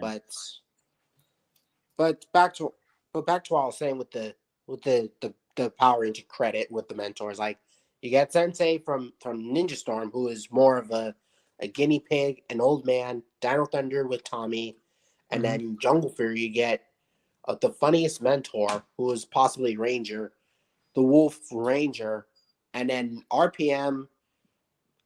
Dr. K was all right, but she's not that great of a character in my opinion. She comes off as somewhat anger or somewhat like high temper and all that stuff, but I think to defend Dr. K, you got to remember that she is still a child. I mean, she's a child prodigy, and she just didn't know how to properly process a lot of the complex emotions that she was feeling, and the fact that as a child prodigy she was pretty much kept under lock and key by alphabet soup meant that she couldn't grow properly, and um, she just felt like she needed a lot more genuine friendships. I mean, she was pretty much conditioned to be a child prodigy, but at the expense of her own free will. yeah. But personally, I would pick RPM better if they did not have a mentor. That's just me though. Like, Mm, why not let the Rangers do things by themselves rather than having a mentor or something? right. You I know? understand. I understand. Not to mention, RPM is also a favorite of mine because Seven Rangers. You can't go wrong with Seven Rangers. Yeah. And not to mention, that's exactly what happened with Power Rangers Dino Charge, where it had 10 Power Rangers, not just from the main six, but from other Rangers and all that. Yeah. And I think that's also my dream. That's also the type of the number of Rangers that I actually prefer to have in any series, as in seven. My take. It would have been cool to have two Pink Rangers in Lost Galaxy. It would have been cool to have Kendricks like be a sort of pink, like assistant, like Pink And it Ranger. would have been cool, and it would have been weird if they had like two Red Rangers in Time Force. Granted, there's That already too. two Red Rangers, like the Quantum Ranger, like as Yeah. Eric. Yes. But Yeah. what I I'm mean, trying to say is with yeah. Alex and Wes, like Hmm. that. Right. I would say that Alex could have been like, you know, like an auxiliary Red Ranger. Like he could have been the Red Shadow Ranger because technically he was responsible for sending the Time Shadow. Yeah, like that. Hmm. Oh, And and you know what would have been cool for Mighty Morphin Alien Rangers? yeah, Mighty Morphin Alien Rangers. It would have been cool to have Cestria be a pink Alien Ranger and Dulcia be a green Alien Ranger. I know that Dulcia Yeah, is not from Aquitar, but considering that she's kind of had a hand at helping the Rangers in the movie, like find their ninja Zords and all that stuff, I would say that she kind of deserves to be an honorary acquisition and be like a sort of Green Ranger. Aquitar Rangers. Yeah, I. It's kind of weird that it has 10 episodes of Mighty Morphin Alien Rangers. 10 episodes, Yeah. and the fact that the White Ranger had to be a leader. It seems. I mean, give me a break. I mean, I do like the outfits with the Aquitar Rangers. I do like the outfits resembling ninjas and all that, but I would stick with its Sentai counterparts. Yeah, Kakurenja. Yeah, or Shinobi Ranger, I guess, or Shinobi Sentai. I don't know. No, I think it was Ninja Sentai Kakurenja. Yeah. I think the reason why you were thinking Shinobi was the Shinobi changed more from Nimpu Sentai Hurrikenja. Oh, Ninja Storm equivalent. Yes. That's Yeah, what you were thinking when it came to Shinobi. I can understand where you're coming from. Yep. Honestly, when I look back at Delphine, she had the lion's share of dialogue as opposed to the Red Ranger Orico. And the lion's share of the screen presence. Like, honestly, I think Delphine should have been a Red Ranger. Oh, the White Aquitar Ranger. Yeah. Riddle me Yeah, that, dude. Riddle same me cannot be that. said for Jens, who played the Pink Ranger. She should have been the Red Ranger as well. Yeah, I could see where you're coming from too. But I've And not to also mention Sky Taints, the SPD Blue Ranger. He uh-huh. should have been the Red Ranger in the first place. Well, the thing about Sky is that he was sort of like, because his dad was the Red Ranger, he expects to be Red Ranger as well. But he kind of relied more on like bloodline instead of just, actually really working for it. Yeah. Although with And Jen, as Jack. Yeah, I can understand your sentiments about it. I think Jen could have made for a good Red Ranger, but I also think that according to a video that um another YouTuber made, she basically said that the thing about Jen of why she wouldn't necessarily make a much greater leader is because there are times that her goals tend to be a bit self-serving, and there are also occasions where she does end up going on her own, much to the expense of her own physical well-being. And that's why, Wes makes a much better leader because he's able to be more attentive. And he's actually Yes. grown into like his Red Ranger role. I mean, sure, he did start out as a bit like a field commander, but he's just as much of a capable leader as Jen is, if not even more capable. Yeah. So Wes And I Collins would started say out that as a I could spoiled see brat, where and then people are he ends up coming becoming from more with, of a leader. yeah, I I actually think I got could, used to Wes Collins. yeah, I think I could see where people are coming from with like Wes Collins being the best Red Ranger. He didn't Yeah. necessarily have to be too much of a leader, man, but he was really a hero who saw the best in his comrades, a hero who saw the best even in his rival slash brother from another mother, Eric, a hero Yeah. who just wanted to cut his own path, a hero who also cared about his father, Yeah. a hero Like, who was not afraid to stand up to Rancic, and therefore, and a like, hero who knows how to defend the world. yeah, and a hero who also kind of inspired something in his father to also stand up to Rancic. Mm-hmm. He was a hero through and through. Yeah, and I hate to say this, Wes Collins is a better Red Ranger than Jack Landers from Power Rangers SPD. I'm serious. I would Because the even more you say that said he's about a Wes Collins, the yeah, more I'm getting used to the character. Not to yeah. mention in one of the episodes of Time Force, when Wes Collins used up his sword and then fights a dragon and kills it off permanently. hmm I would even say that Wes I mean, Collins, yeah, I yeah, Wes when I saw Collins, that and episode of yeah, Time Force, my mind was blown away of oh how yeah, Wes was strong enough to kill a dragon and then kills it off permanently. Like,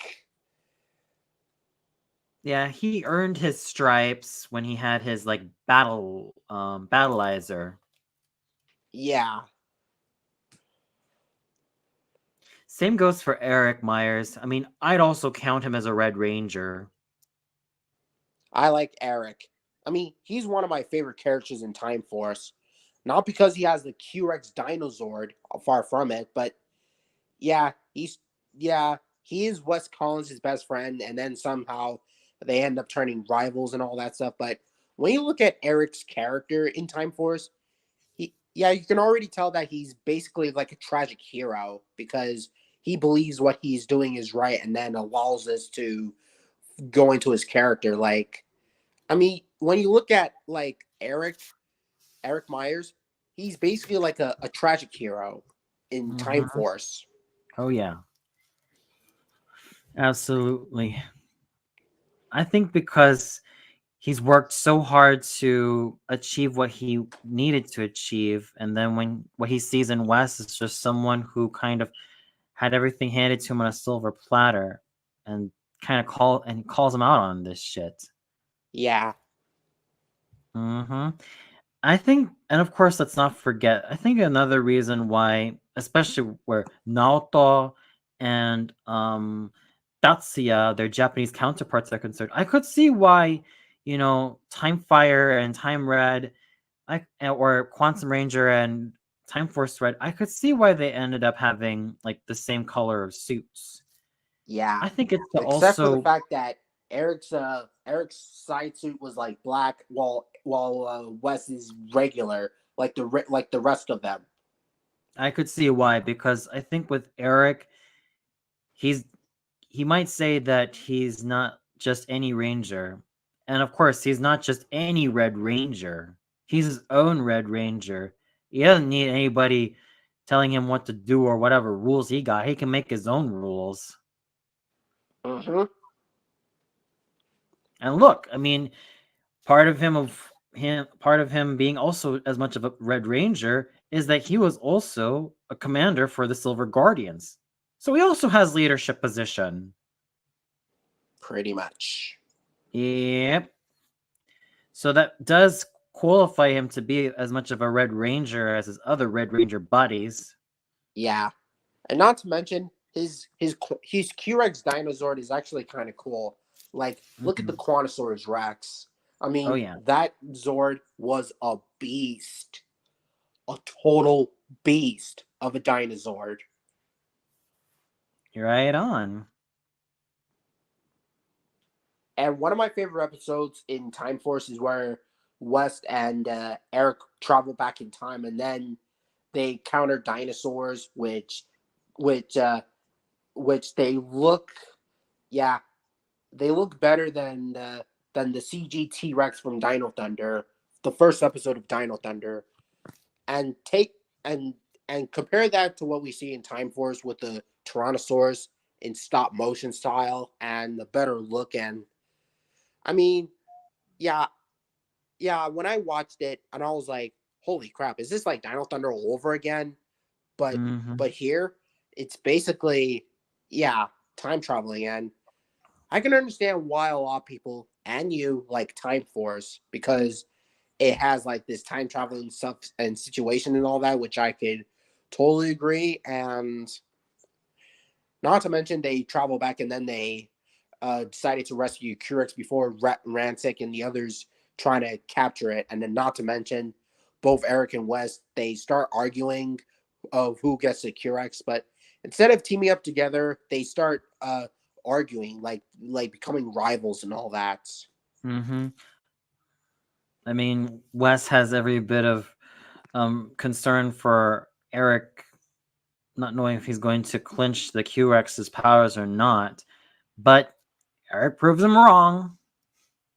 Oh He proves him yeah, wrong. yeah.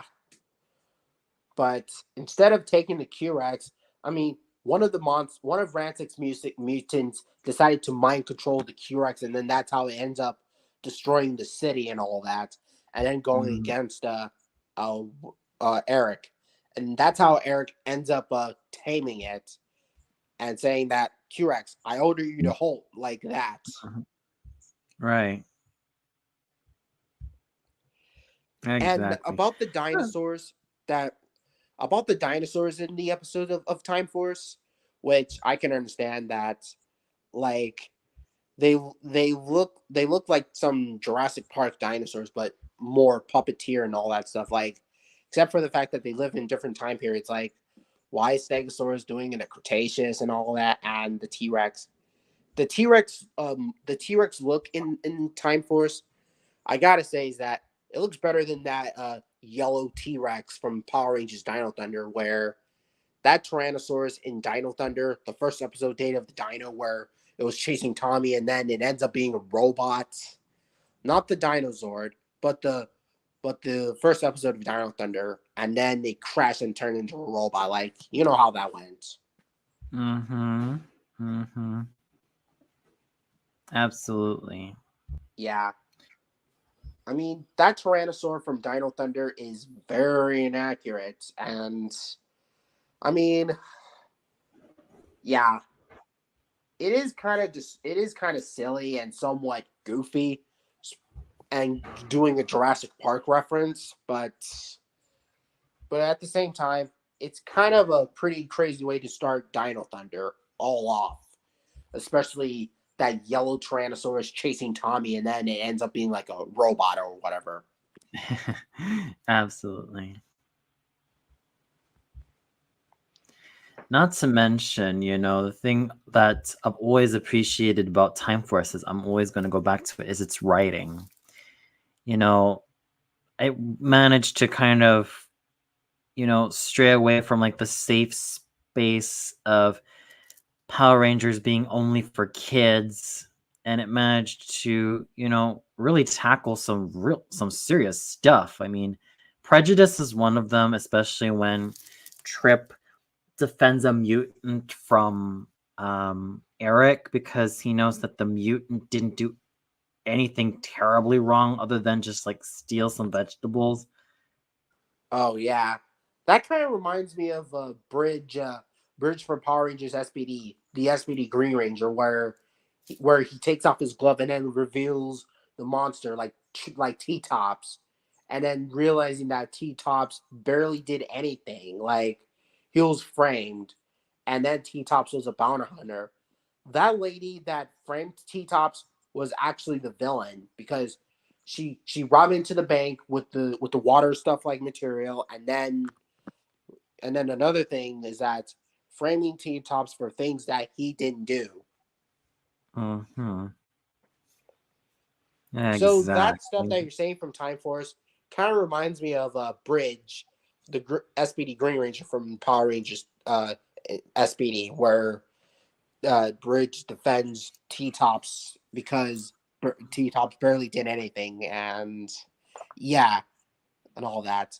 I mean, T Tops was innocent compared to this lady villain. Yeah, absolutely. Very fascinating. Yeah, fascinating and very suspicious. In terms of its story, because SPD, I would say that is just as mature yet fun as you know the previous entries. But Dino Thunder, in terms of like being one of the best Disney seasons, I could see where people are coming from, because with Dino Thunder, this is how you do a legacy series. Uh huh. You Take don't notes, make Megaforce. Take You notes. don't make the characters carbon copies of their Mighty Morphin counterparts. You make them No, their you own. don't. You have to You make make them them their own different people. from them, you know?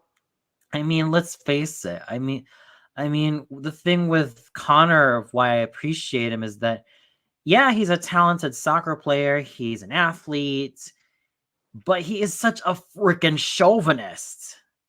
But Yeah. and he's got to learn to grow from his chauvinistic asshole ways. In fact, Uh, I don't see him having a shot with Kira. I don't see him having a shot with Kira. In fact, I kind of see Connor's and Kira's relationship more like Connor as this big shot, big brother to Kira's yeah, like brother and smart sister sort of stuff, younger but in sister. reality, they're not. Hmm. Yeah, to Kira's smart younger sister. Speaking of Kira, you might think that Kira is the chick, huh? Well, you can't be any more wrong because Kira is a talented musician. She is an artist. hmm I wouldn't go She that thinks on far her with Kira feet. being a chick and all that. I wouldn't go that far. Uh She is a huh. good Yellow Ranger, but she's basically like Astrid from How to Train Your Dragon and then ends up growing as a character. If you look at Dragon Critics video ranking of the Dino Thunder Power Ranger characters from favorite to least favorites during Dino Thunder's 20th anniversary, Mm-hmm. yeah. Yeah, And no Kira is wonder just why, gold. yeah. And no wonder why Dragon Critic likes Dino Thunder as one of his favorite Power Ranger series. And that's how I ended up loving Dino Thunder. It's my number one favorite Power Ranger series growing up. I watched it as a Mm. kid, and I remember watching it back in 2010 where Nicktoons came out, and I still love it to this day. Yeah, And and even let's its go. Sentai counterparts, Abba Absolutely. Ranger. Yeah, Alarenda. Mm-hmm. Yeah, I mean, Kira, she was definitely. I mean, she was definitely clever. She was witty and creative and thinks so well in her feet and voice. Now, Ethan. Oh Ethan man, how I James. love Ethan. Oh, yeah, Ethan Um, James. this I is a mean, guy who not only knew how to think with his brain, but also on his feet and quickly as possible. yeah, And he was not Ethan afraid to James. talk back to anyone who gives him shade. Whenever someone throws him shade, he throws in way more shade. Yeah. I mean, Ethan James is a cool Blue Ranger in my opinion. He Yeah. he is one of my favorite Blue Rangers in Dino Thunder. Way Um, better than Dax Low from Power Rangers Operation Overdrive. Dax Way Slow better. never shuts up. He keeps blabbering about his whole profession as a freaking stunt man. Oh yeah. Dax Low is a oh man. Dax Low is a crap Blue Ranger in Operation Overdrive. He is a crap Blue Ranger. Like I mean, I hate to say this, he's not as mean spirited as Nick Russell from Mystic Force, but my lord, he's very annoying. Yeah. Not and of course going back to Dino Thunder, yeah. I mean, Ethan thinks well on his feet and he's not afraid to talk back. Tommy Oliver, self-explanatory. He definitely grew into his mentor role. And now comes the White Ranger, Trent Mercer. Trent. I mean, you might think that he's gonna be like a Tommy clone, but I think Tommy does see a bit of him in Trent because he did go through the wrong path and he did start out as a bit of a rebel and I think and his whole relationship with Emma or excuse me, More not like Emma, Kira. Kira. Yeah, Emma Lahana. She was also a singer in real life, but his whole relationship with Kira, oh, really lovely. You know Yeah. what? I'm actually gonna ship Trent and Emma, Trent and Kira until I die. Not to mention that's how I feel with Time Force with Wes Collins and Jen Hmm. from Time Force, Time Force Yep. Red, and Time Force Pink. Like shipping the two. Yep. And that ship and relationship stuff, it never gets old. Of course not. Actually, speaking of red pink ships, if I were to have it my way, I would have Tommy and Kimberly still be together. I know Tommy started his life as a sixth ranger, but come on, let's get real. Tom Burley was my jam. Same goes for like Jason and Kat. Okay, I know that Jason was the OG Red, and then he ended up becoming the second Gold Ranger. But I actually prefer him with Kat a lot more. Yeah. There you go. The OG. So there you go. The the Zeo Red Ranger and the original Turbo Ranger, flanking the OG Pink Ranger, OG Pink Mighty Morphin Ranger, and then you got the OG Red Ranger boinking the second Pink Mighty Morphin Ranger, and the first, I mean the Pink Zeo Ranger and the first Pink Turbo Ranger. How do you like that? Mm-hmm. Yeah, I also think that TJ and Cassie have like potential to have chemistry together. Their chemistry together. I think they work too. Andros and Ashley, right on. Definitely my jam. Same thing with Bring it Leo on, and baby. Maya. Bring it on. Yeah, same thing with Leo and Maya. I know a lot of people ship Leo with Kendricks, but Yeah. I actually it like that relationship between Leo and Kendricks it's because nice I and see all. them. But personally, I would go with Maya and Damon. Interesting. I don't know about me, but maybe the reason why I prefer Leo and Maya together is, for one thing, I see a potential for Leo and Maya to rule as the chief and chieftainess of Miranoi. That's one thing. The other thing is like there's this sort of appeal I have for them. Like this appeal of a strong hero dude like Leo hooking up with the gorgeous jungle warrior girl in Maya. Mm-hmm. Now where have I seen this before? Is I it think it like some? Yeah, a cross between Tarzan and Pocahontas. Yeah. Or not to mention Atlantis: The Lost Empire. Yeah. As for Lightspeed Rescue, I'm subscribing to Carter and Dana. Yeah, Yeah. Carter and Dana. I actually like Carter Hmm. Grayson, Lightspeed Rescue Red Ranger. Mm. Oh yeah. And And then you got, also Dana. yes, the King and Queen of Red and Pink. Yeah, the King of Red Rangers and Queen of Pink Rangers themselves, Wes and Jen. Yeah. No one But can I knock wouldn't those go that guys far. down. No one. I wouldn't go Not that even far. Tommy Oliver in Wes's case, although he comes at a close. Yeah. I wouldn't go that far with the Queen of Pinks and King of Reds. Because if people think that uh it's Mighty Morphin, because hell, even my friend Mr. Dino Diego likes Mighty Morphin a lot more than the other seasons.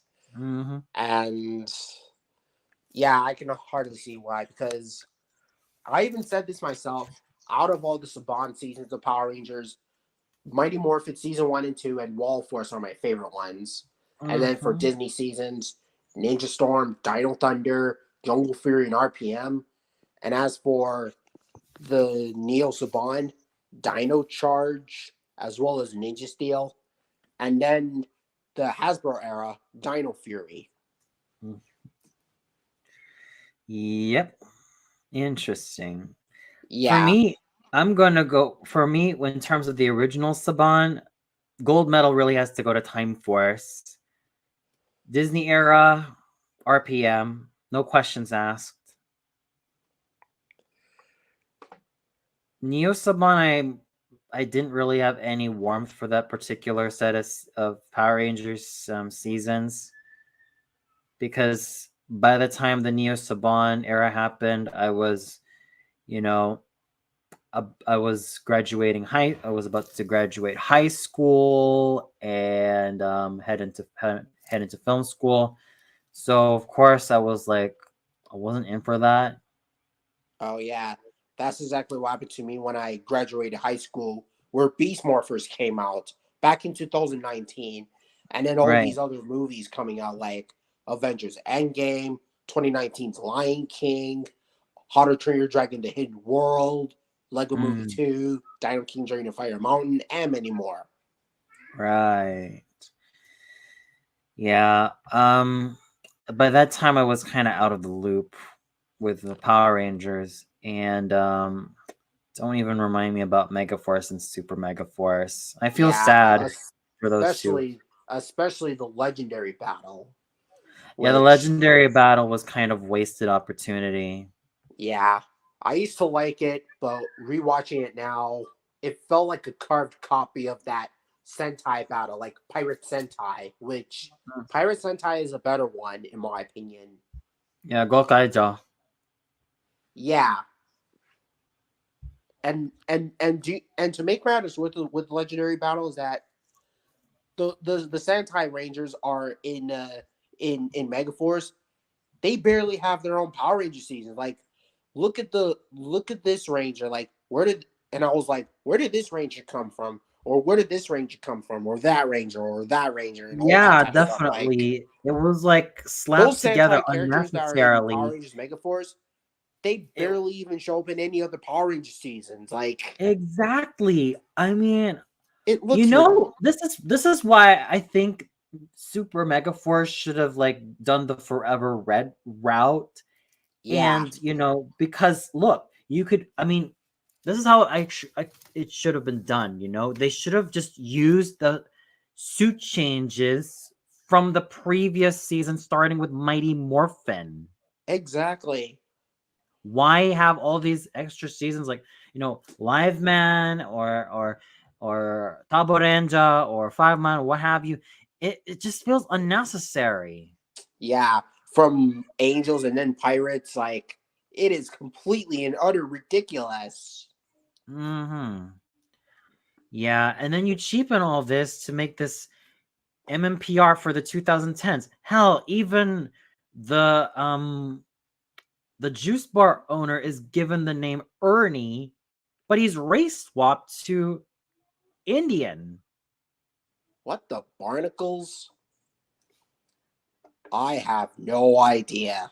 Well, because the original Ernie was a fat white man. Sorry, Richard Janelli, but it needed to be said. But in like the in Megaforce, you have another guy named Ernie, but he's like um a South a South Asian, Indian, Pakistani, whatever man. Or like a Mexican guy. Hmm. And not to Do not mention, even get me they, started with like the shit that was going on back in Power Rangers, Samurai, and Super Samurai. Why yeah, on earth not would to you have mention, there's both also back? this school teacher in Megaforce known as Mr. Bernie. Oh yeah, who have I seen that school teacher before? Mr. Kaplan. Yeah. Mm-hmm. But here, Rehash, rehash, rehash. yeah. I mean, That's the yeah, that's pretty much the problem with the Neo Saban seasons. they are Rehashing. way too lazy and they don't even know what they're doing. Yeah, speaking of lazy, I mean seriously, you could have just stuck with like the previous suits from Mighty Morphin to RPN to even Samurai. You could have Yeah. done that. I mean, No wouldn't extra that be seasons, cool if no Samurai bullshit. all the way to Ninja Steel would have been shifted to the Disney era stuff? Like, if they were shifted to Disney era, things would have been a lot better around here, and we would have Right. seen something interesting and unique. Mm-hmm. Pretty much. Pretty much. And yeah, and people would have enjoyed them rather than the ones that we've rather gotten. Because, and another thing that really bothered me is that what's with the super underneath the title? You got the first Yeah. season, and I then the think it's second because season when you they get aired on super on the title. Nickelodeon, I like think it's Super because when they aired on Samurai, Super Mega Nickelodeon, which Force, was a really big Dino mistake. Supercharged, and Super Ninja Yeah, Steel. Like yeah, it looks ridiculous. yeah. Because remember when the Neosaban seasons aired on Nickelodeon, I think there was a sort of episode limit that they had to subscribe to or had to follow. So that was already like one major strike. And not to mention this whole status quo bullshit. I mean, seriously, you could have had Lauren Sheba, and my heart really goes out to Lauren Sheba Mhm.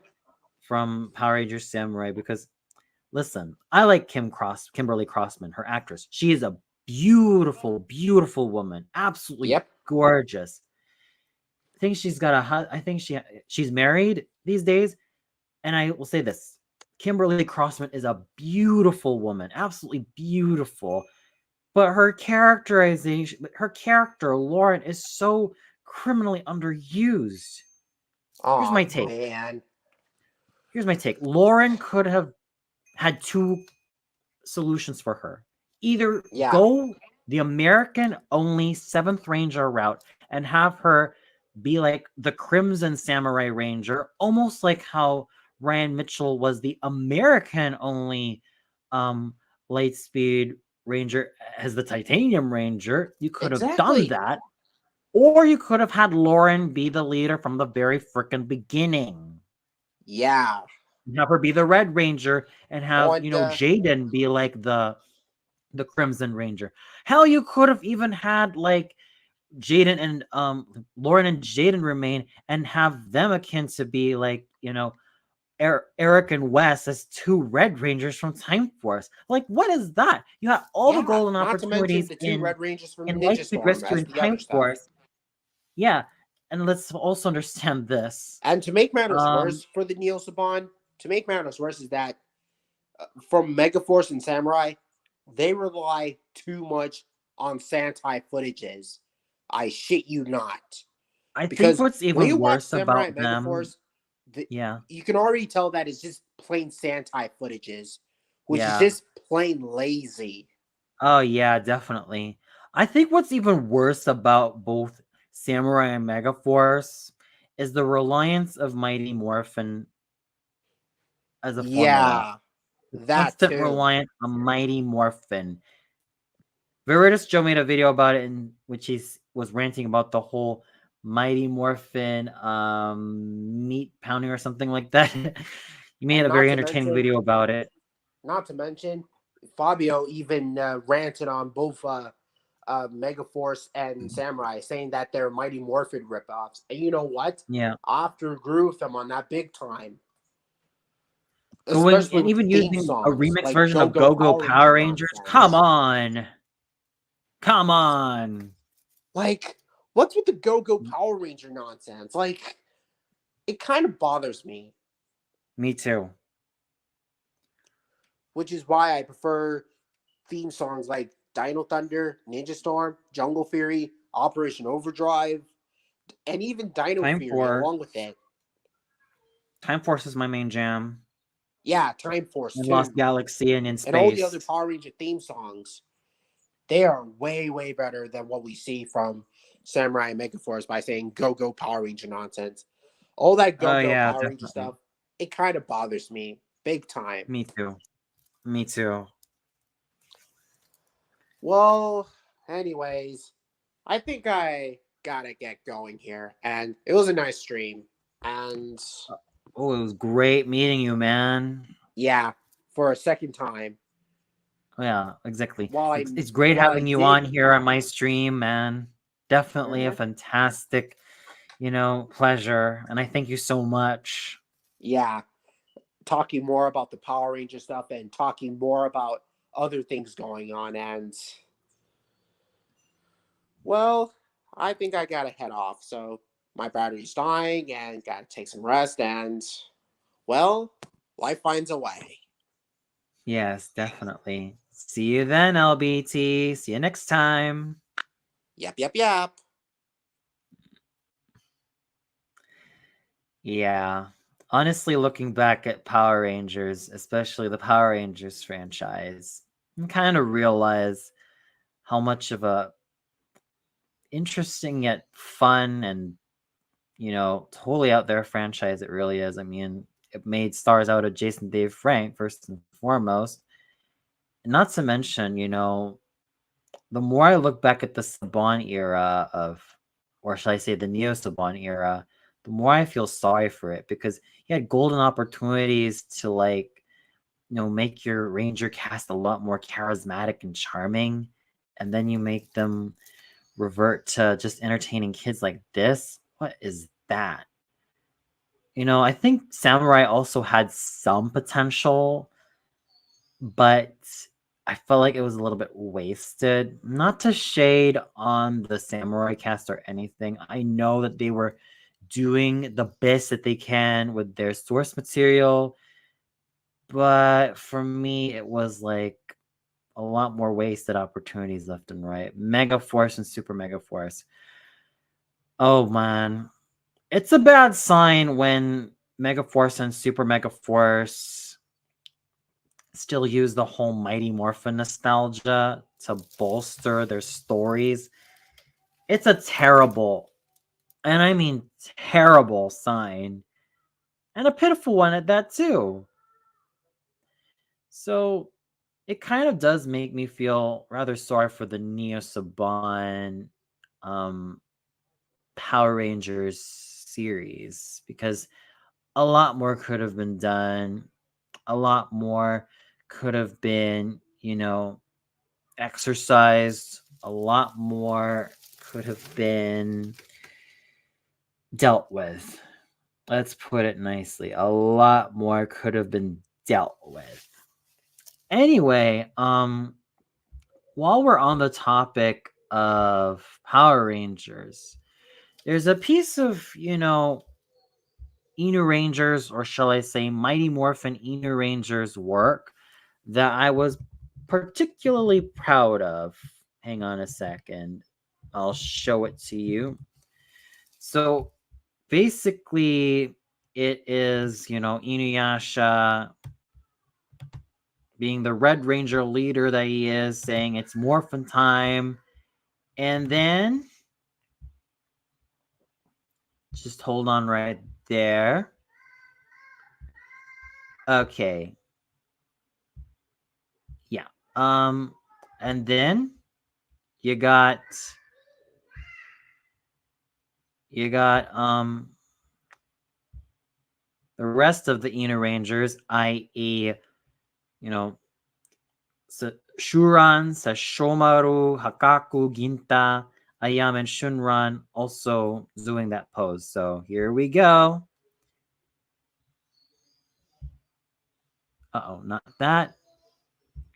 Here we go. So this is the one I'm talking about. We got Inuyasha, the Red Ranger, Shuran, the Green Ranger, Sashomaru, the White Ranger, Hakaku, the Black Ranger, Ginta, the Blue Ranger, Ayama, the Yellow Ranger, and Shunran, the Pink Ranger. Obviously, I kind of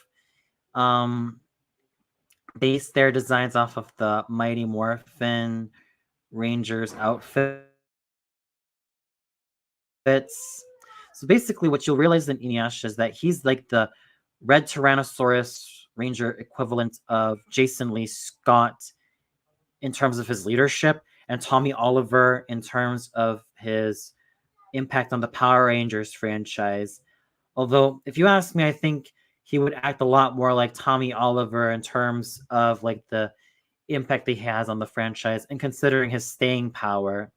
Shuron, he's an interesting case because yes, on paper he is like the Green Dragon Zord Ranger version of Tommy Oliver, but he also does act a little bit like Rocky DeSantos MIA headcanon, in which he does have that impulsive streak about him. Sashomaru as the White Tiger Zord Ranger. Yes, he is also like Tommy Oliver in terms of him donning the suit, but he could also fit David Trueheart's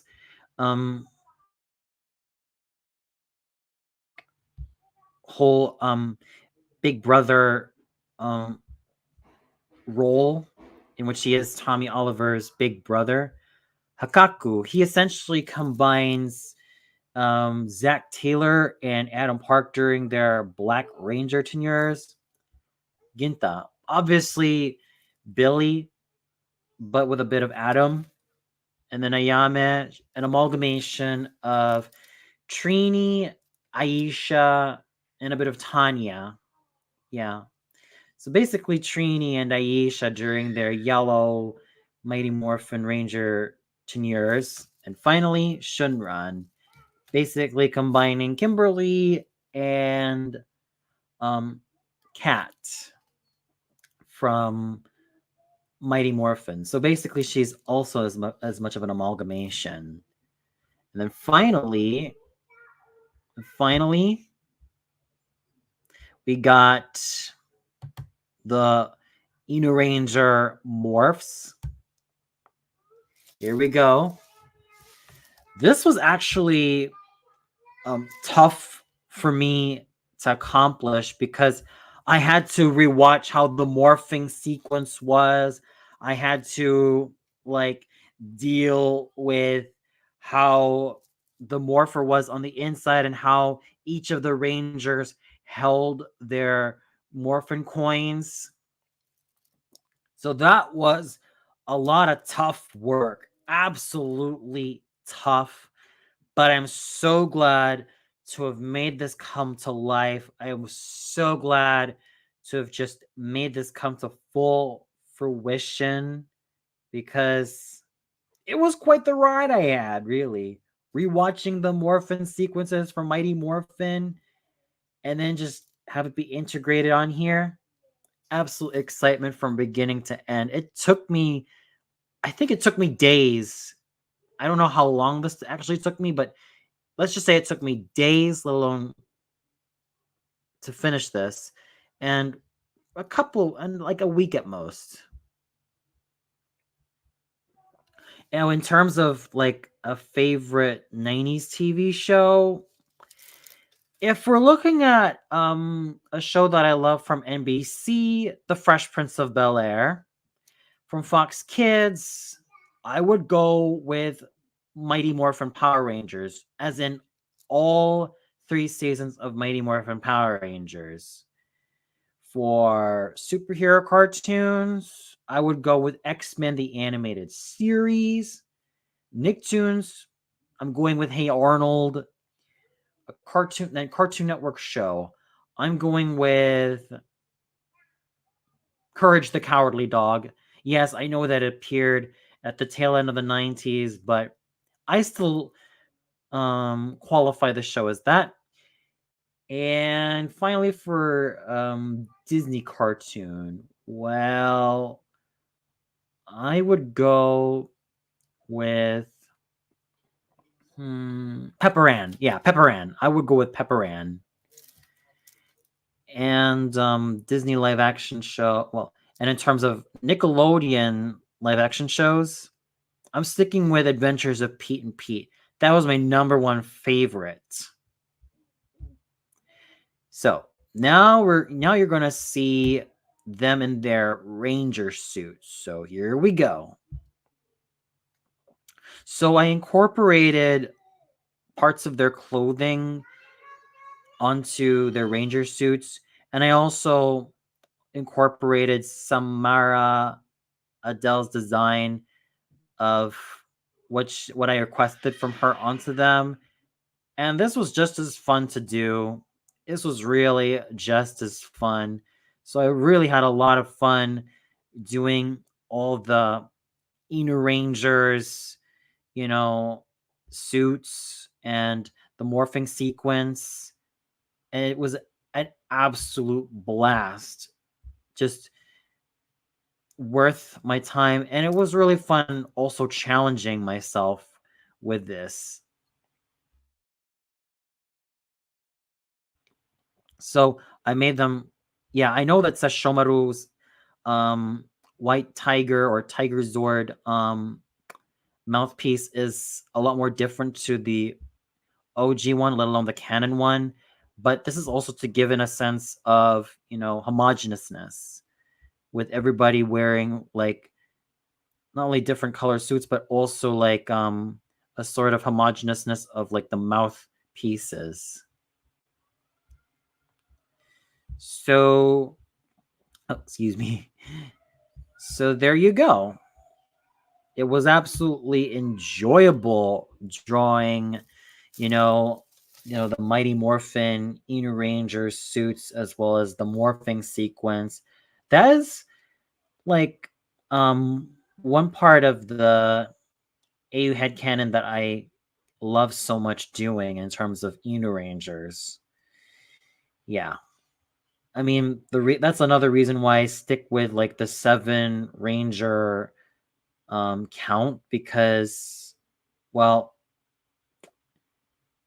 it kind of also is a reasonable number, and, well, that's also sort of the dream number of teams that I love for any Power Rangers team. So, yeah. And in terms of me liking Dunkaroos, I think I might have said this, but I do like those dunking dessert type snacks back then when I was a kid. They were quite nice, really. Not the most filling, but nice to have as a treat. I remember even back then when I was a kid, I also liked Fruit Gushers and I think Fruit by the Foot. And of course, those granola bars as well. So definitely a lot of childhood favorites. And of course, when I think about the kids' cereals, I think they're more like glorified desserts. You can fight me on that. I kind of perceive them more as like glorified desserts because not only of the high sugar content, but you know, it's basically like having dessert for breakfast, almost like almost as if you were having like cake or cookies for breakfast. Like my God, good times, crazy times, and I'm also very keen on wanting to constantly like have a go at not only doing more of the Inu Rangers AU headcanon, as in from like Mighty Morphin all the way up to Wild Force, but also like to the real life Disney era ones, like from Ninja Storm to RPM. I am not probably gonna do the Neo Saban ones because I never really had any warm, memories of them. I was already in my young adult years when I was when those installments came out. So I'm kind of out of the question. Although I will say this about Dino Charge and Dino Supercharge, or excuse me, Super Dino Charge, excuse me. They actually have probably the most ambitious number of Rangers on there. I mean, seriously, starting out with technically like 7 Rangers, and then it elevates to 10. Oh my goodness, that is just totally crazy. I think 10 or 12 Rangers, absolutely insane. Um, you never really thought it would be that possible, but it was. But then again, SPD also had its fair share of extra Rangers. Boom technically wasn't a Ranger, but he had a dream of being an Orange Ranger. Why the hell couldn't he have been that is beyond me. Cat Manx, she was once the SPD Cat Ranger. Then you also had Sam and Nova. Yeah, Sam was kind of underutilized, and Nova, she was just as underutilized. I'm not really so sure, but any bug is fast, Miss Kitty. I mean, look at me trying to have a go at catching flies. Yeah, I have a admittedly hard time catching flies, and yeah, flies are actually quite fast. unless, you have a go at like being akin to Arnold's grandma and Arnold from the Mugged episode, in which they do have a go at capturing the fly with every bit of focus that they have. Yeah, Mugged was definitely one of my favorite Hey Arnold episodes, and for a good reason, because it kind of shows the reality of living in such a populated city like Hillwood. And you can't really expect yourself to be safe. And consider this, a mugger who's like much older than Arnold steals his bus pass and a cash and cash or coins, whatever, and then just leaves them in the dumps. That is just freaking scary and freaking creepy. So having Arnold take up martial arts and then actually finding out the meaning of what true martial arts practicing entails is really awesome in of itself, because that's the thing about Mugged that I loved so much. It showed Arnold in a very dark place and also a very traumatizing place, but he also enacted on his trauma only to realize that he can't just go around looking for trouble, but he can only use his self-defense skills, little martial arts skills, to protect those who are nearest and dearest to him. And that's what he's learned. And especially when he confronts that bastard who took his bus pass and cash. Oh, yeah. Oh, yeah. Hey Arnold was definitely one of the best, like, 90s Nicktoons ever. Say what you will about Ren and Stimpy, say what you will about Rugrats, and yes, say what you will about even Doug.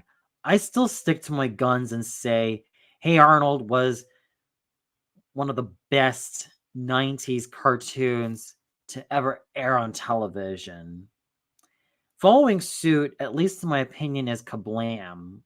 And I love that animated variety show so much because the fact that you were able to have or feature different animation styles aside from 2D animation, but also claymation and dolls and puppets, it just goes to show you how vast and how diverse the world of animation truly is. And Kablam possessed that in spades, and it did so with exceptional aplomb. And I definitely salute Kablam's existence.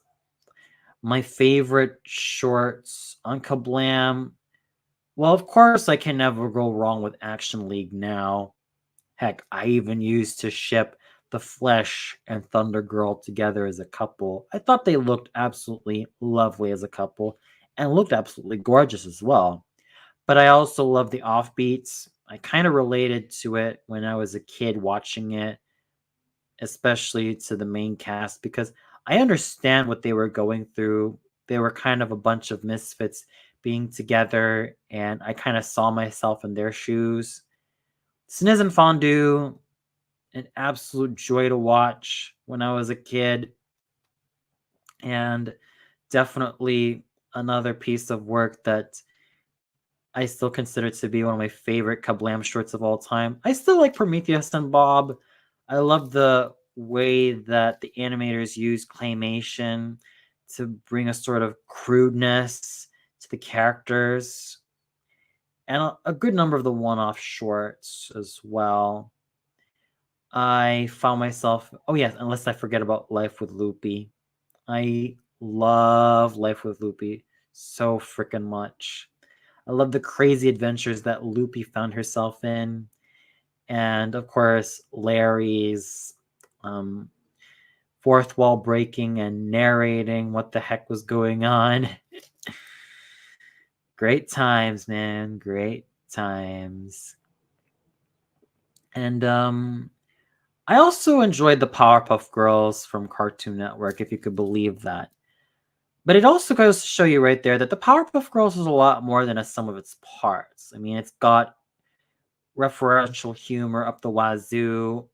It's got the whole deconstruction formula in its favor, and it's got a bunch of colorful characters that I still kind of enjoy to this day. It's also been the basis of, you know, finding my way of this RB PPG team up AU headcanon that I used to play around with called Team Extreme.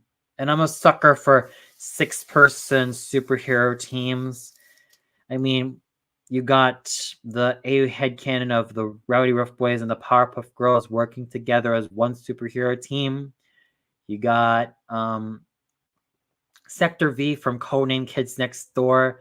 But in my AU headcanon, and probably a lot of people's AU headcanon, you got Katie, the pink clad girl from Operation Utopia, and then, of course, Teen Titans 2003 with Terra in the mix. I think that Terra should have stayed along as a main Titan, and I think she would have also been just as worthy to end up as a Titan for life. Yep, definitely had all the potentials and the makings of of being a Titan. And outside the 90s, which I consider to be the golden era of entertainment, at least from when I was born, I also enjoyed the 2000s. I mean, early 2000s. I mean, that was when Fox Kids was still around until 2002. That was when, and then after Fox Kids, there was Fox Box, and of course, 4Kids TV.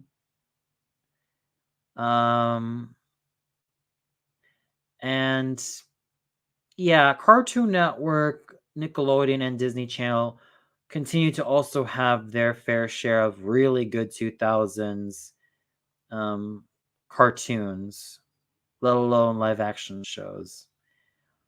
I would still say that in terms of Nickelodeon sitcoms of the 2000s, I would say that Hyena was an underrated one, an absolutely underrated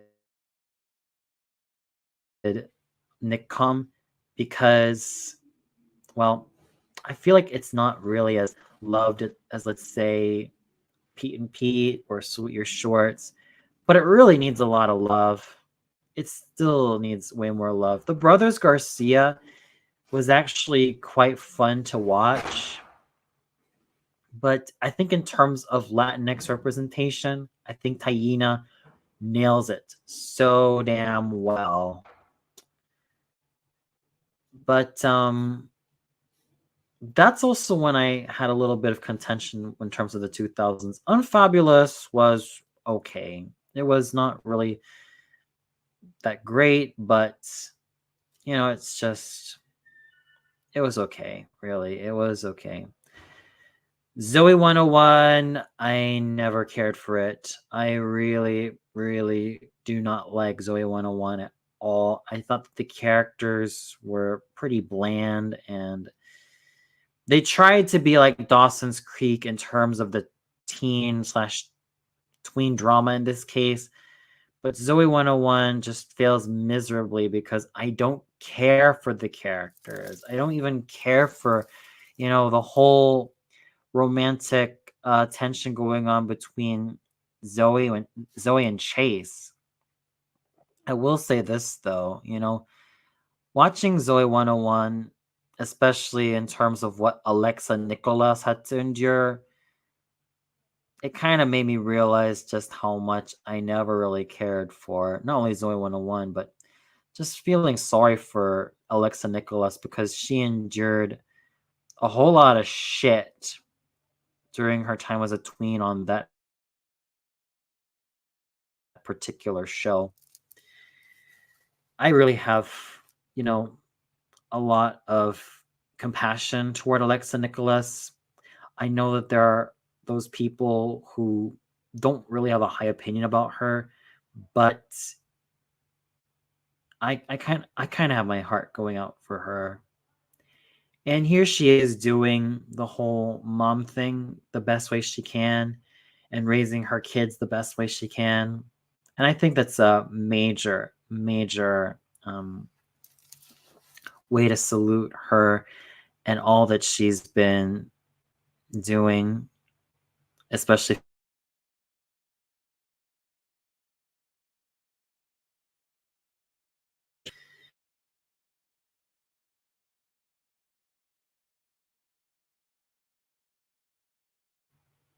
Yeah, sorry about that. I think the connection be a little bit, you know, shaky right now.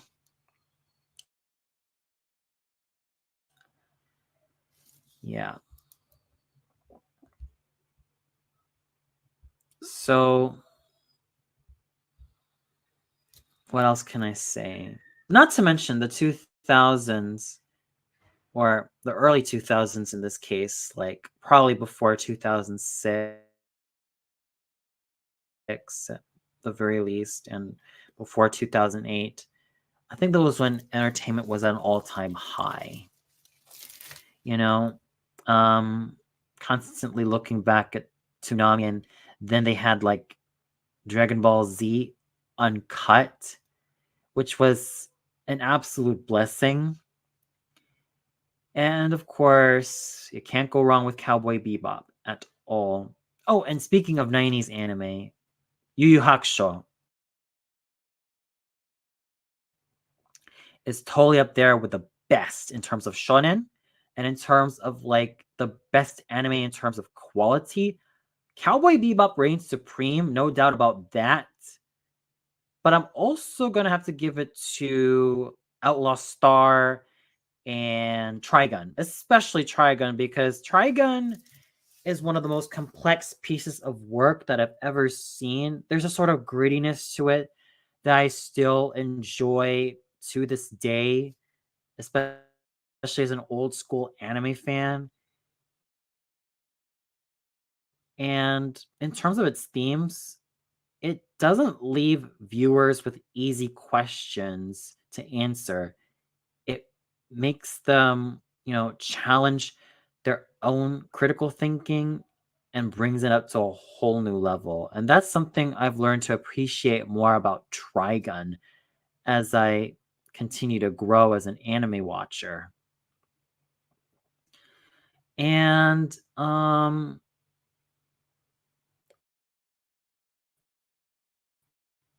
Slam Dunk, it was also quite big in the Philippines. I mean, I've had friends who've enjoyed Slam Dunk when they were younger, and it was also one of their first anime series aside from Dragon Ball Z and Sailor Moon. So the likes of Slam Dunk and Hajime no Ippo, they were absolutely popular in the Philippines.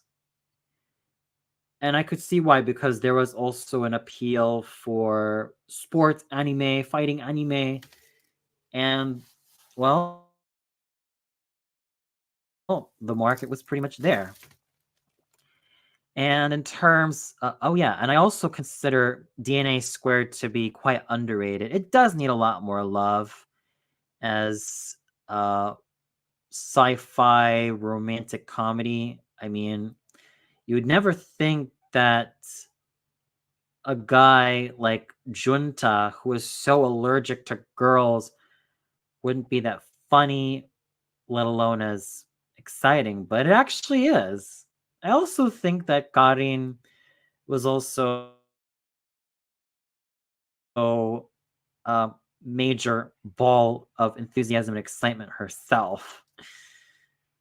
Yep. Eight Clouds Rising. Oh, yeah.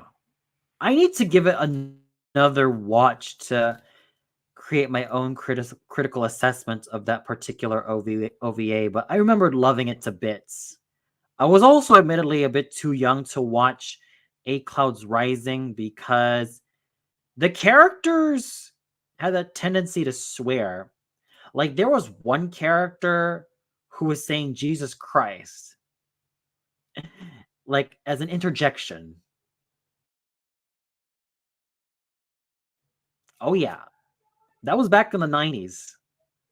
So I wasn't particularly like sure about how I was going to feel about it, but Eight Clouds Rising was also quite fascinating in its own special way. I mean, the fact that you have this mystery going on in a village and just, you know, a lot of spooky stuff happening about people being spirited away. Oh yeah. Yeah. And of course you got this, you know, guy from the city who is like investigating all of these strange happenings. That kind of does show you right there that Eight Clouds Rising is an anime that I would love to give another go at one day, and hopefully make my own critical assessment of that particular OVA and maybe have a ball with it. UFO Baby was also another anime series that I remember catching on Animax. It was cute, really. It was really cute. I mean, Kanata and Miyu, they both had lovely chemistry. And Baby Lou and Wanya, they were also very fun. Yeah, and Christine, oh my god, she was absolutely hilarious. Yes, Christine's constant pining of Kanata, it doesn't really get old that quickly. Yeah, but these days as a grown-up, I'm a lot more selective when it comes to anime. I never cared for Majikano. I thought it was annoying and pandering and just pretty grating. Yeah, it doesn't help matters that I've kind of grown less tolerant of the harem anime genre. I didn't care that much for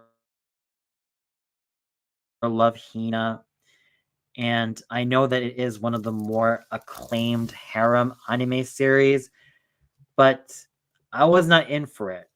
I mean, with Saber Marionette J, I know that it's technically a harem anime series, but at least Ataru isn't a spineless coward and can actually fight and protect Bloodberry, Lime, and Cherry with all of his being.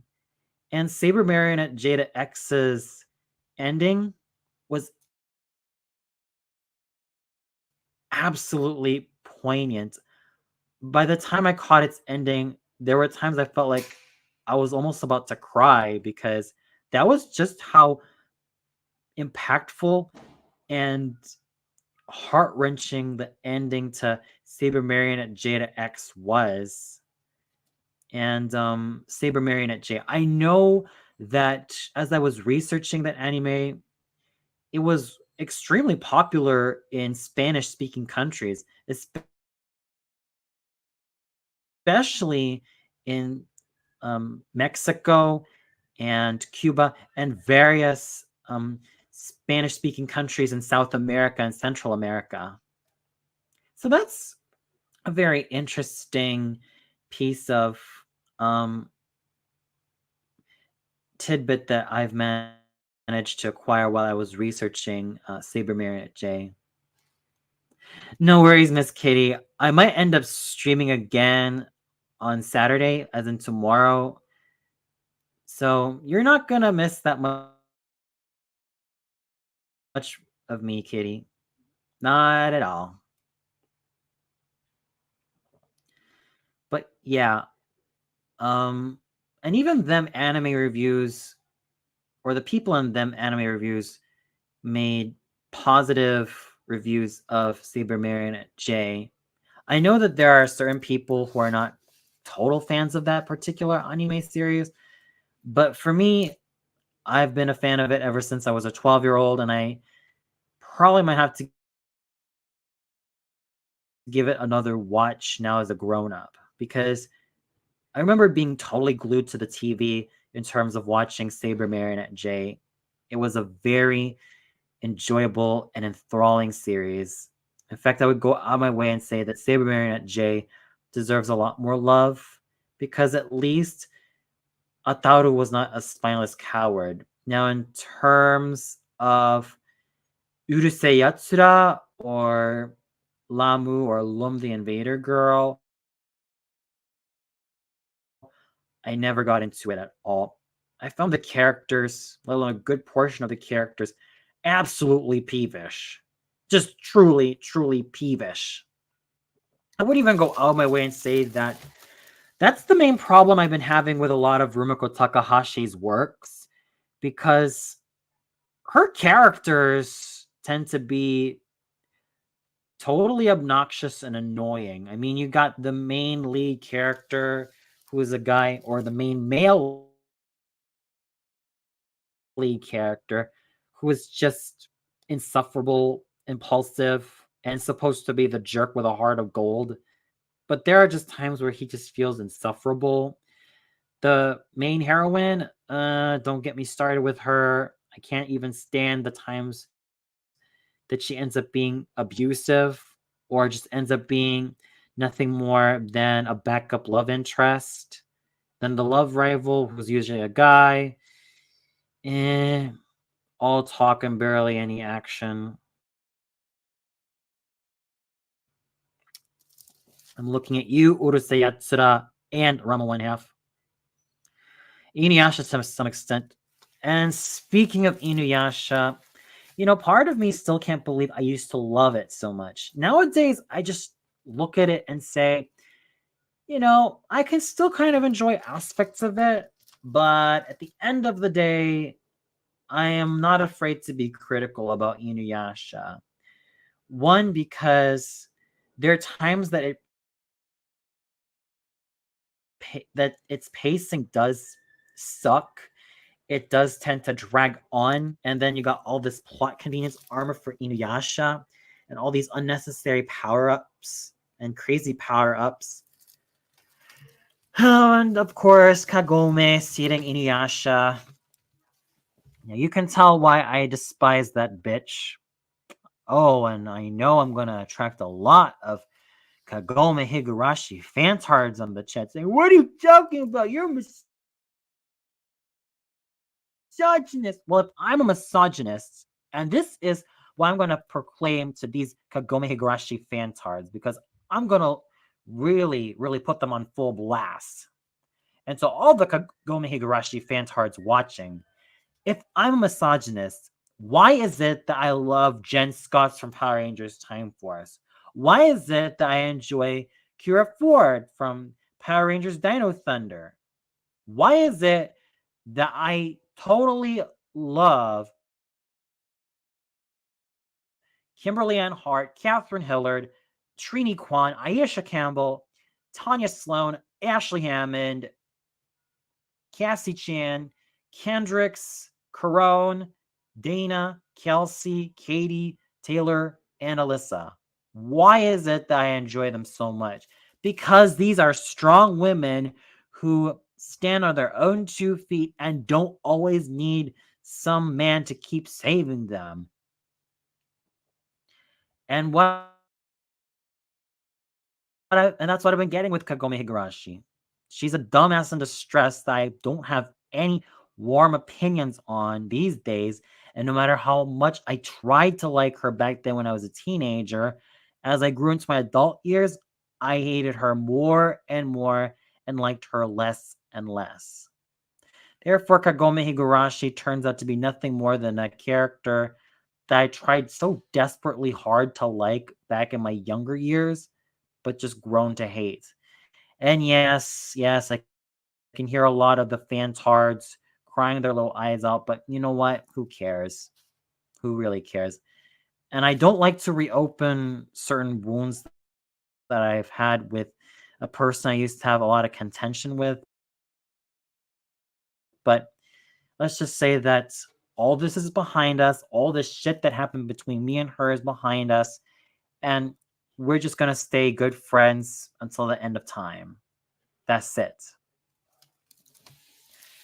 Now, if I thought Kagome was bad, what about Koga? I've insisted that Koga should never have gotten away with murder.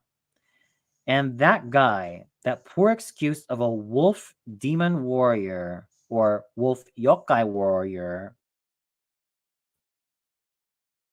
got away with murder and was all talk and barely any action. I don't know what Ayama even saw in that guy at all. I even question her whole notion of wanting to be with him.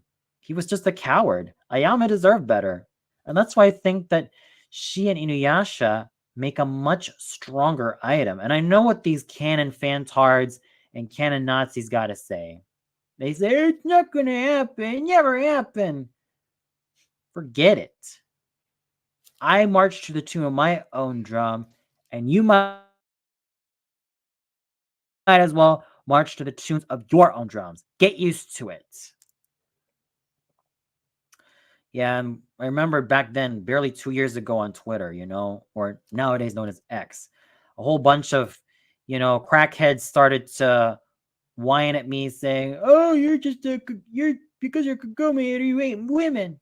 Yeah, this bitch known as Only Claudie.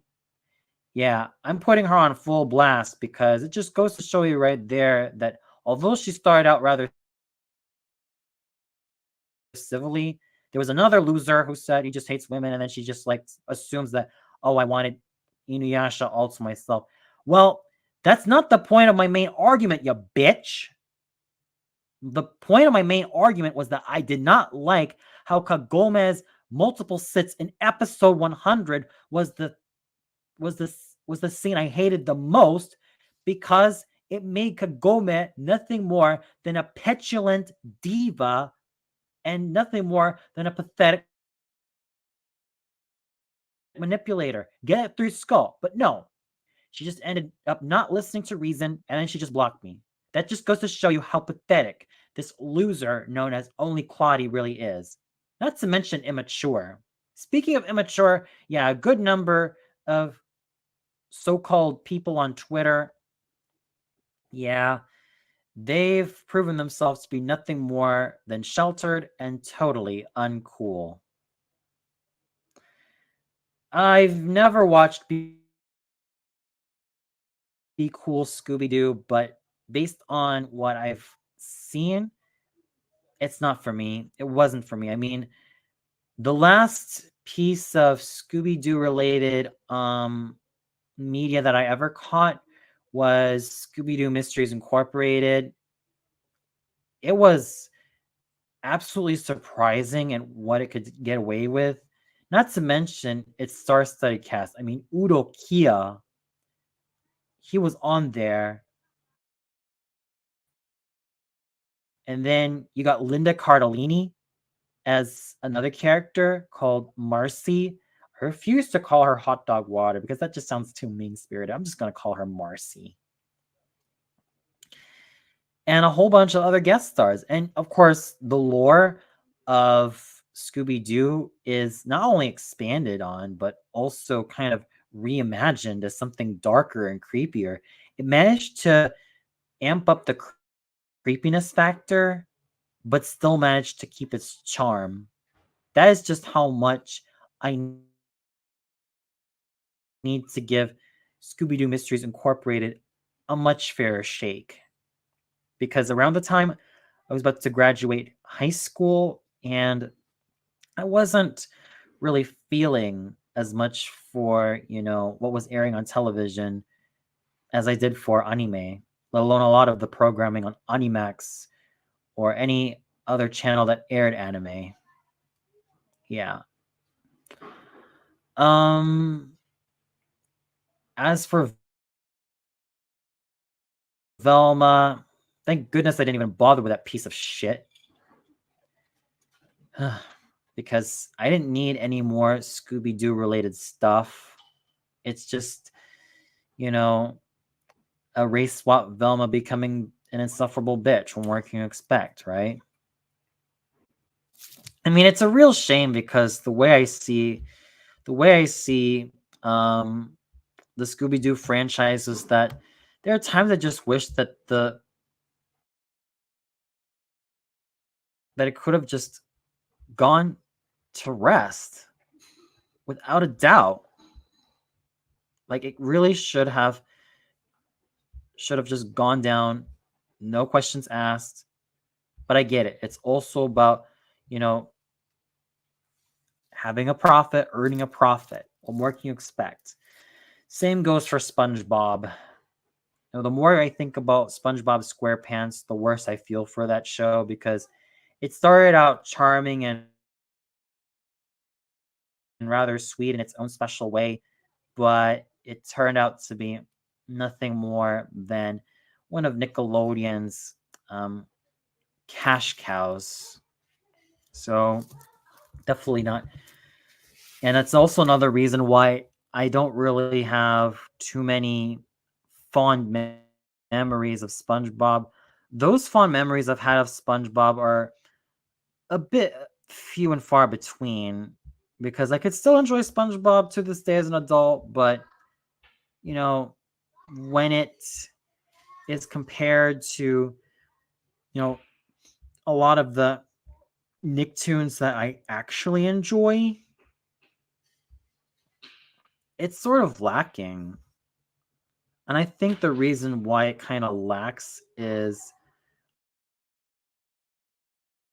SpongeBob is still an enjoyable show.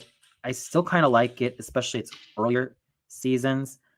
But the thing that kind of pisses me off about it is it just doesn't know when to stop. It just doesn't know when to stop anymore. And I kind of fear for its future because something tells me that with SpongeBob still airing on Nickelodeon, I think it's basically keeping Nickelodeon on life support. And of course, look at what's happening with Nicktoons Network. It's nothing more than SpongeBob Marathon after SpongeBob Marathon. That is just freaking sad.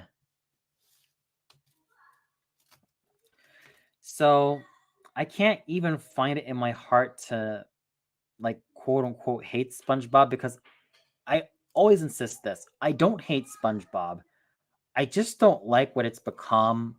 I don't really like with the direction that it was going to in terms of being such a cash cow for Nickelodeon. And it just saddens me. It really does sadden me because I do feel kind of bad for what SpongeBob is going through. Anyway, I gotta see if a good friend of mine is gonna come to the stream.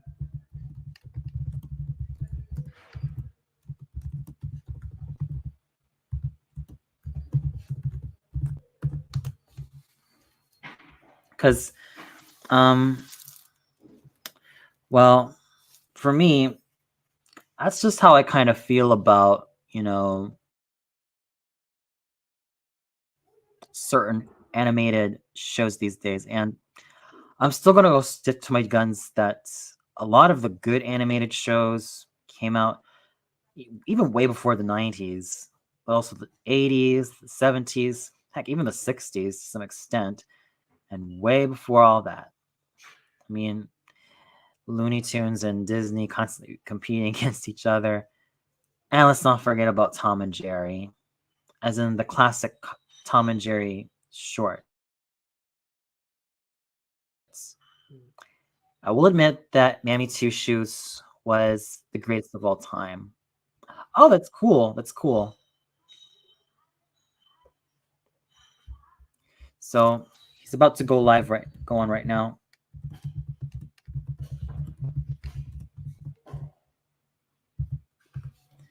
So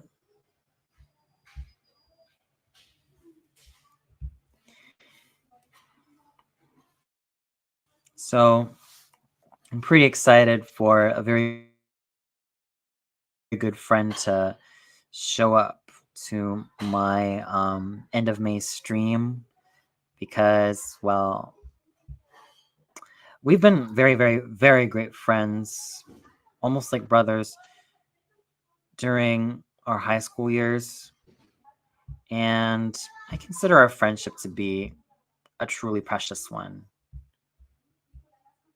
Uh-oh.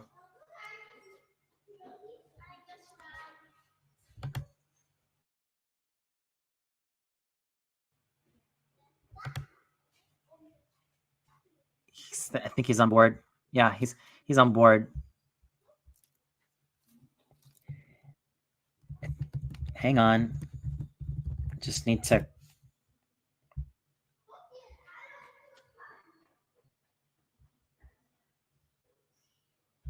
Huh.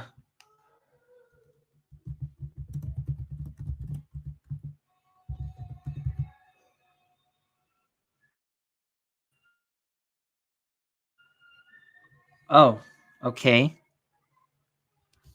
Oh. Hmm. Oh, it's stream. Yeah. There's a bit of a.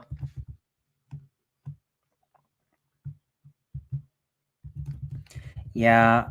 I know I should have explained this to him a little bit more, but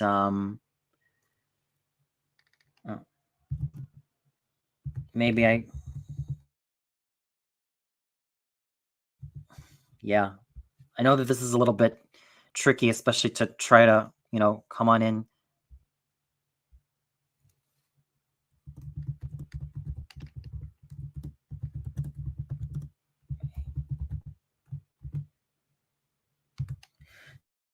So I don't know if StreamYard is going to work with,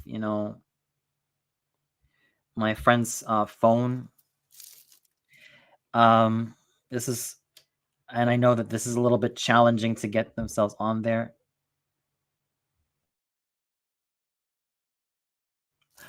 Yeah, I think it's, yeah, I think this might be better on the laptop. We'll see. Because yeah, I'm actually quite excited to have him on board here because as I said, he's a great friend. He's a very great friend. We've been just want to make sure that he gets on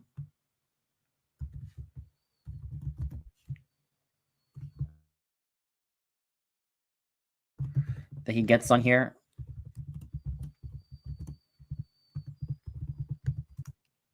So I get that with certain people, it's a little bit, tough just to try to, have a go on here. And yeah, we'll just wait for a few minutes or so. Well, I'm a bit up and down with June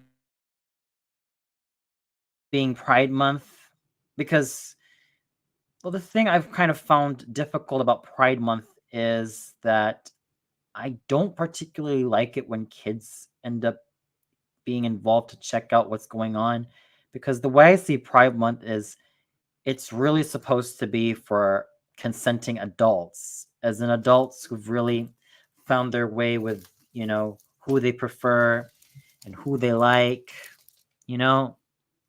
because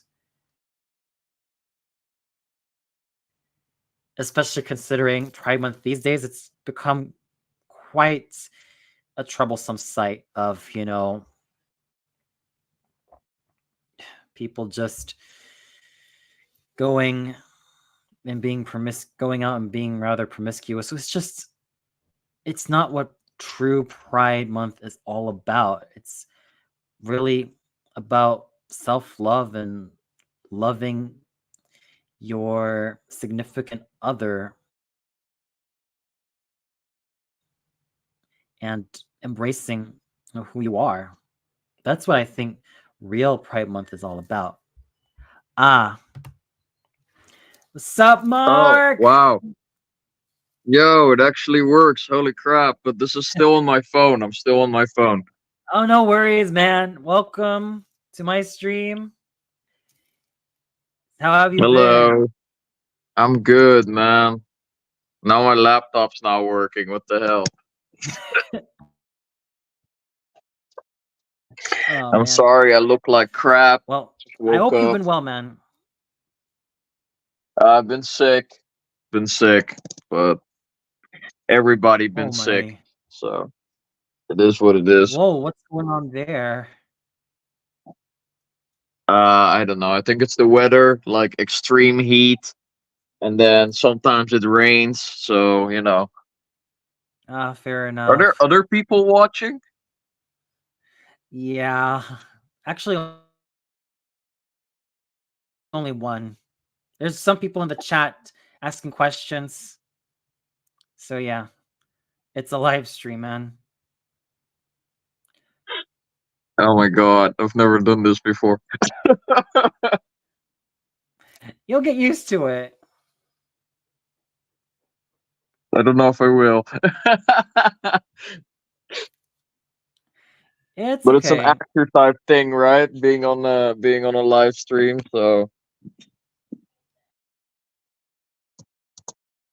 Not just an actor type thing, but also a content creator thing, especially if you want to, you know, keep growing your content and views and all of that. Yeah. Especially with great friends on right. board. Hmm.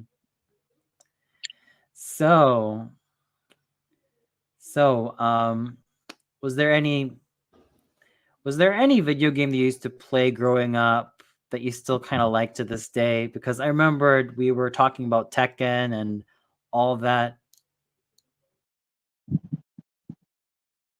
and Mm, Street Fighter. I don't know. There's always this one in my mind that I really still hate it, that's never had a sequel or never had like a port to or a remake in some way. I always liked these wrestling games with like rappers and everything. And I don't know, recently I found a way to play it on my laptop, and I finished the game in like 4 hours because Wow, I was so incredible. invested in it. And I don't know, pretty cool and everything, but I Fair guess enough. I guess we'll never get a sequel for that, and it's kind of sad because I remember that company that made that game. I think 2 years ago they kind of hyped it up. They were like, "Oh, do you want to see another one in another city?" And then that Hmm. tweet led to nothing. It was just like, okay, Yeah, fair enough. I've been kind of but big on fighting games myself, like the Soul series, i.e., from Soul Edge or Soul Blade to all the way up to Soul Calibur 3 at most. And my take on those games is that those were enjoyable. I enjoyed the different type of weapons, like bladed weapons being used. I also mm, think that Soul Calibur 3, at least in my opinion, was like the last best Soul series game. And then you also got like, Street Fighter and Tekken, King of Fighters, and Mortal Kombat. Good right. times. Really good times.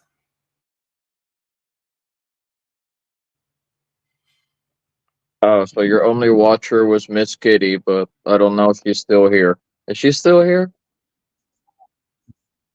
I think so. Yeah. I've actually had some people in the chat a while ago, and I was also chatting with a very good friend slash fellow online content creator. We were basically talking about Power Rangers.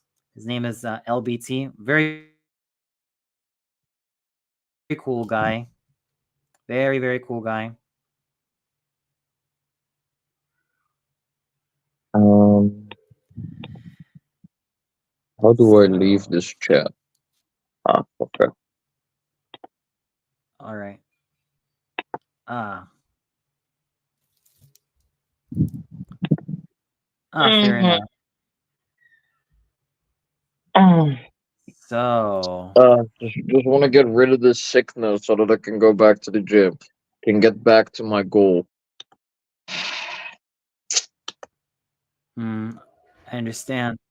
That's true. Yeah. As for me, And I Tim, want, I want. how about the rest of your stuff? I'm on summer break now, so I'm just waiting for my grades to be released so that I don't have to think about summer classes or anything like that. Mm-hmm. But so far I've passed everything, and I'm pretty sure that I'll still be Dean's List, which is so strange still saying that. Mark Dean's List. Mark used to be like a student that would never get any of that shit, Mm. so it's all very strange to me saying that I'm Dean's List and all that.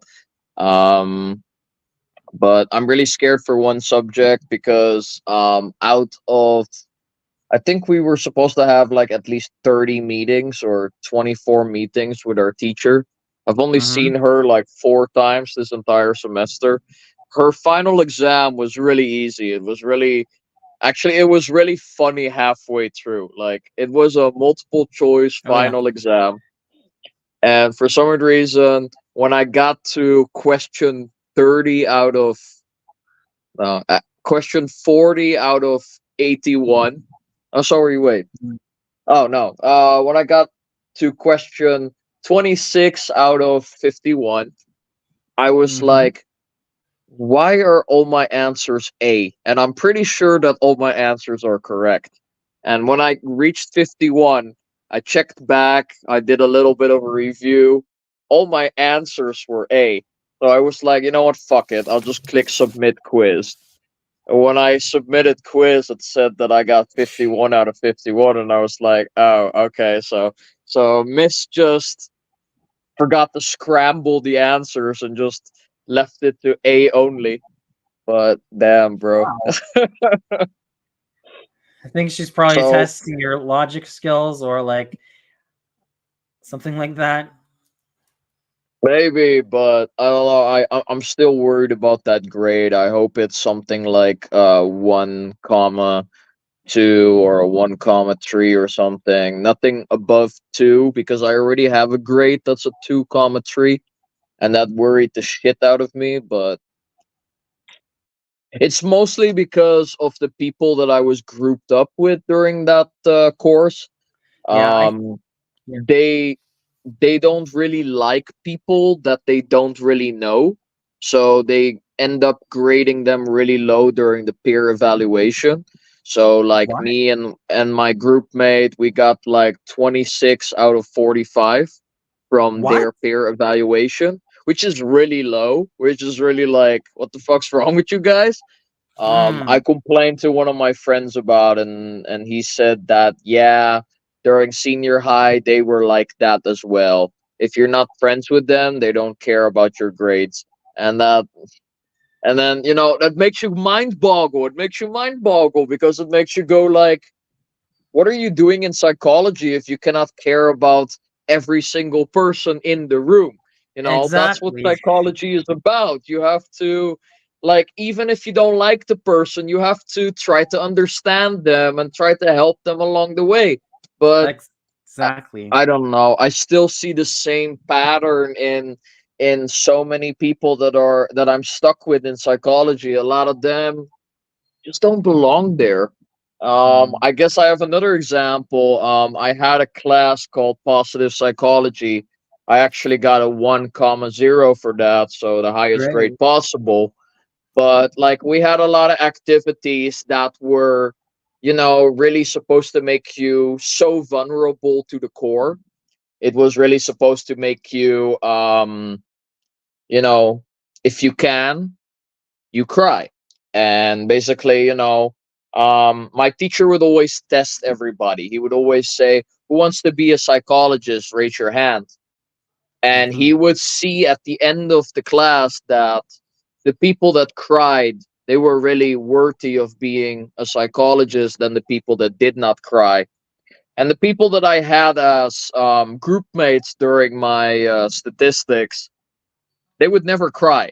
There was an activity that we had. My teacher was like, um, "You have a best friend," and this best friend, he suddenly cuts contact with you because he thinks it's better off this way. And 2 months later, you find out that this best friend died, and his mother comes up to you and asks you to give a eulogy. Would you give the eulogy or not? And if you would give the eulogy, write the eulogy. But if you would not give the eulogy, write what you would say.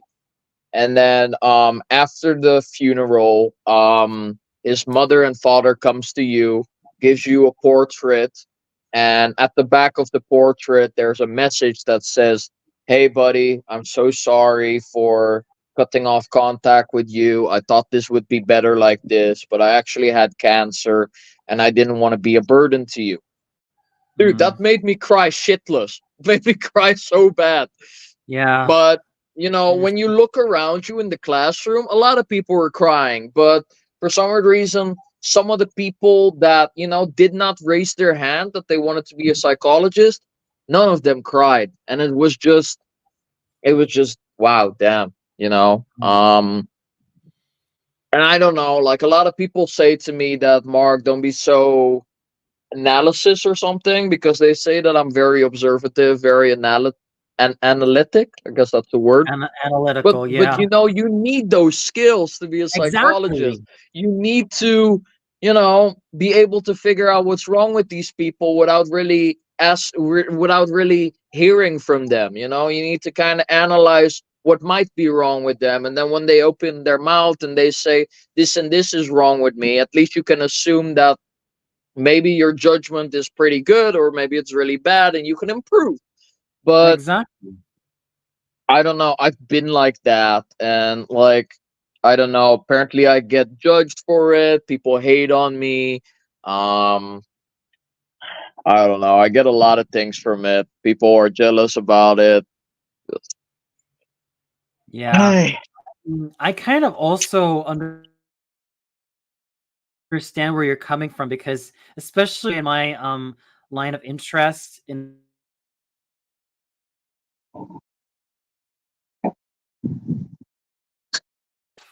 we have to do a lot of close reading, Mhm. for like certain works, literary works. So it's not enough to just like read it.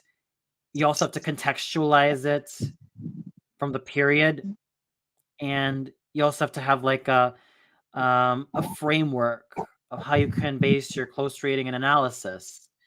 So that's especially for cultural studies and literary studies, Right. because not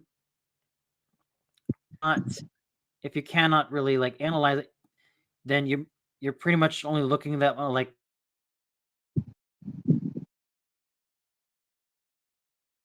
and that could be problematic. Right. It could be because you're just looking at it from a surface level. Yeah. That's why, I actually kind of enjoy close reading because it's also made me understand, think about the characters' intentions, think about like the role that they play, and of course what they're defined by in terms of their gender roles, or like think about um think about like how they fulfill their roles in the family, or in the show, or in the novel. And I also have to think about like certain literary terms like diegesis and Right. focalization. And I barely have any tolerance for people who say I need to turn my brain off. I also have zero tolerance of people who think that just because I'm calling out an anime character I don't particularly like means that I'm just taking anime way too seriously, and they think, "Oh, it's just anime. Go easy on it." I barely have, any tolerance for that type of mindset. Right. I get you there. I get you there. And same thing with people who can't look at like works critically, whether it be like sitcoms or television shows or movies.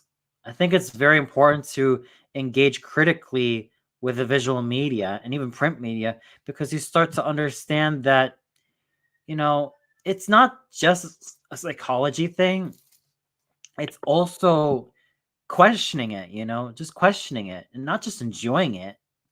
You can enjoy it at the same time question it. Right, of course. And you need to have a balanced approach to it in some sense as well. You cannot be too, well, in the psychology way, you have to have a more balanced approach. But Mhm. Yeah. I can also see that we're matching our white shirts. Yeah. Oh yeah. But here's the difference. It has like a design here, so I have to stand up right here. Boo, boo. Just joking. That's that's okay, man. Yeah. Um but yeah, that's what you really need in terms of like looking at not only psychology a lot more seriously or taking it more seriously, but also like taking, literary studies and cultural studies more seriously, because I get it. I get why certain people tend to look down on like the humanities, like literary studies and cultural studies. But come on, it takes as much mental investment as it does like focus to analyze these texts, analyze these series. Come on. And Exactly. use secondary literature to support your arguments.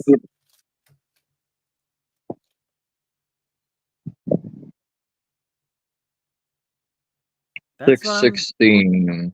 arriving at. What time is it there, man? It's 12:30, but it's fine. I just woke up, so it's all good. Oh, that's No, no need to go all like, oh my God, Mark needs to go to sleep. No, no, no, it's fine. It's all good. no problem. By the way, Mark, do you still have your YouTube channel? Yeah, but it's just me singing there. I would rather not update it again. Unless you want to think about like you know, you know, going somewhere else with it, like Like what? talk about, create content revolving around psychology and how they could relate to popular culture, you know? Right. Yeah, I would love to do that. I would love to do like a podcast about it someday, but I don't know if I want to do it now. Like you want to make sure that you kind of have a little bit more of a firm footing Yeah, before. maybe I'll start because I already quit all my extracurriculars in school because I at the age that I am, I really don't really feel like it can benefit me in any way. Like for example, I don't know. I joined like the psychology society in my school, and I thought that maybe I can make a difference, blah blah blah. But even the leader of that place didn't really look at me in any serious light. They kind of Um, looked at me like, oh, look, he's really buff. He can carry everything for us. He can carry the speakers and shit. So I wasn't really looked at useful in any sense. I had really bright ideas, but they never really asked me. And so, later on, I realized down the line that most of these people that are student leaders, they have a lot to learn. They act so high and mighty, but they have so much to learn. They really don't showcase the sense of maturity that I already possess. And I'm not saying that I'm overall perfect and everything. No, nobody is perfect, but that's true. I saw a lot of what is that called? I cannot think of the proper word. Holes. I saw a lot of holes in their agendas and everything. Even the Gaps person that as was like well. the really hierarchy leader, like the biggest leader of the entire psychology society, she bothered me. She kind of, you know, the term feeling close. Yeah, kind of. What you've had, like what, two or three occasions where you talked, and then now suddenly you think you're best friends and that you can make fun of this person, how they talk and how they dress, and then they will just say afterwards that, oh yeah, we're bros. He's okay, he's not gonna get offended. Wrong. Hmm. I did get offended, you know, like I don't know what is in the Filipino culture, because I noticed it mostly in the Filipino culture actually. Yeah. I don't know what it is so fun to do about making fun of my voice. Apparently, a lot of people say I talk like I talk like a Oh, I dog. had that same Apparently, issue back then when I was a high schooler because sometimes when I talk, I try to give the impression that I sound young, like still sound young, but they say they think I still sound nasal. yeah. Apparently, I sound very nasal or something, and you know, No, you I've don't, heard myself man. sing. I've recorded my voice several times for voice acting and everything, and also for like activities where I had to introduce myself. I don't sound like that. I don't know what is wrong with Filipinos' hearings. I'm sorry if I'm generalizing it, but that's what I've seen all throughout my Mm. high school. A lot of people make fun of my voice because, "Oh, yeah, you sound like a dog," and I'm like, I don't understand it. And I don't know, man. I don't want to rant the whole day about it, but I don't know. Yeah, It's just something I noticed, you know. I It's feel you. I understand perfectly. I maybe understand. it's a foreigner effect, you know. You're also not full Filipino. They looked at you like half, so why not, you know, why not make fun of him? Yeah. But yeah, I mean, it's just because, of course, especially my family, my mom and dad are full Filipino, and so are my younger siblings. And I'm technically like, I have like, I'm also maybe American born, but I also have Filipino Spanish blood. So um, I think it's sort of like a crab mentality type of thing. There's a sort of Mm, clanniness that they have. That's what I've yeah. kind of noticed about a lot of my former batchmates. Like, I don't like to shade them, especially, but well, I've had my fair share of contention with a good number of them, and I'm not going to name names that ain't here on this stream. But let's just say that there was just something about them that just screamed jealousy. That just Right. screamed jealousy for whatever weird reason. I was just a guy trying to fulfill part of my dream. What's their problem? Mm, Hmm. No, the world may never yeah. know. We'll probably never know. Yeah, I think it's Most of the time it's things related to their childhood that we never really will understand until they open up. right. But I guess that's what it is. What is this? Mm, yeah, and that's something that I've also grown very intolerant of the crab mentality because you know it's just kind of also showed me right there that that's a very pathetic mindset to have. I mean, why not instead of just trying to drag someone down, you take responsibility and actually do something for yourself. Right. I mean, even if I have colleagues who are admittedly smarter than me and have better grades than I did, sometimes I feel like their attitude is just kind of crap. It mostly has been like that. Yeah. Can't really say it mostly about my batch, but I don't know. I still see how much, like, they still in I have a group chat with them, and they still act like I'm an outsider. You know, Mm. when they're in Cebu, one of them goes like, "If anybody wants to meet up, please tell us." And then they see me seen so in the messages, but they don't invite me to come over and say hi to them. So Mm. why bother? That's why I don't Yeah. really go. I don't, and like I also saw this other message, like she was she was planning this grand reunion dinner, and then like I made an excuse, probably because I really didn't want to go. I made an excuse that, hey, sorry guys, I have to work on my research paper.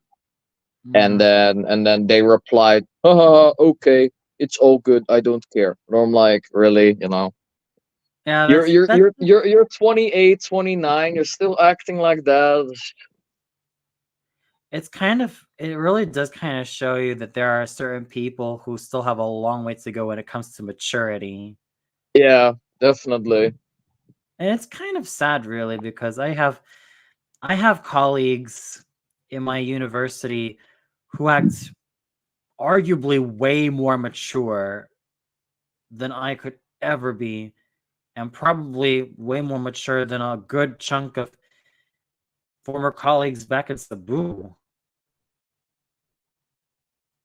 Yeah, no, even more now. So like I heard the reason why they made senior high and junior high in the Philippines not to. Are you still there? Yes, I am. Oh, okay. Because your camera paused. Anyway, they said that in the Philippines they not only crafted the junior high and senior high to go up to international standards, but they also crafted it so that when people when people graduate from their high schools, they have to go to senior high and junior high, and maybe they'll become more mature when they get out. And I hate to say it, but I think people were more mature when they came out when there was no junior and senior high, and then they went straight to college. But Mm. 'cause I don't know, man. A lot of these people that are first year, they're very immature, very Mm. immature. But you cannot really say that about everybody, because maturity is not really an age thing. I remember I was classmates with this one guy who was 16 or 15 in IFT, and he was so mature. He had so many bright ideas already. So it doesn't really come with mature or with age, Yeah. but some people just I don't know. I feel like the problem really is that from what I see from some of my classmates is that some of them have so many issues, some of them have so many traumas that they just leave at the side. They don't want to face it head on. They don't want to fix it. They just want to leave it there. And Mm. that's also gonna restrict you from ever really becoming what you want to become: mature, grown up, resilient, trying to arise from the problems that are within you. you know Yeah. but a lot of Exactly. people just don't see that. That's just the problem, really. Yeah. I think another really big problem in the Philippines is that people don't know how to raise kids here. They they they avoid them. They basically are kind of just like caregivers. They give you food on the table and then you never see them again. And I've had a lot of exes, I've had a lot of classmates in school that were exactly like that. I had an interaction with my mom recently. She was like, Mark, where are you going? And I'm like, I have to go out. I have to meet with a friend of mine, a really good friend of mine, because she's crying right now and I have to attend to her. And she's like, why? My mom was like, why is her parents not talking to her? And then I told my mom strictly right there that they don't care. Her parents don't care about her well-being. They don't care. Oh And my my god. mom found that really sad because, to be honest with you, I've only really met like three parents so far that are Hmm. exactly like my mom. They really reach out. They act like they are your best friend. They make that kind of relationship where they are your best friend, where they really try to help you out.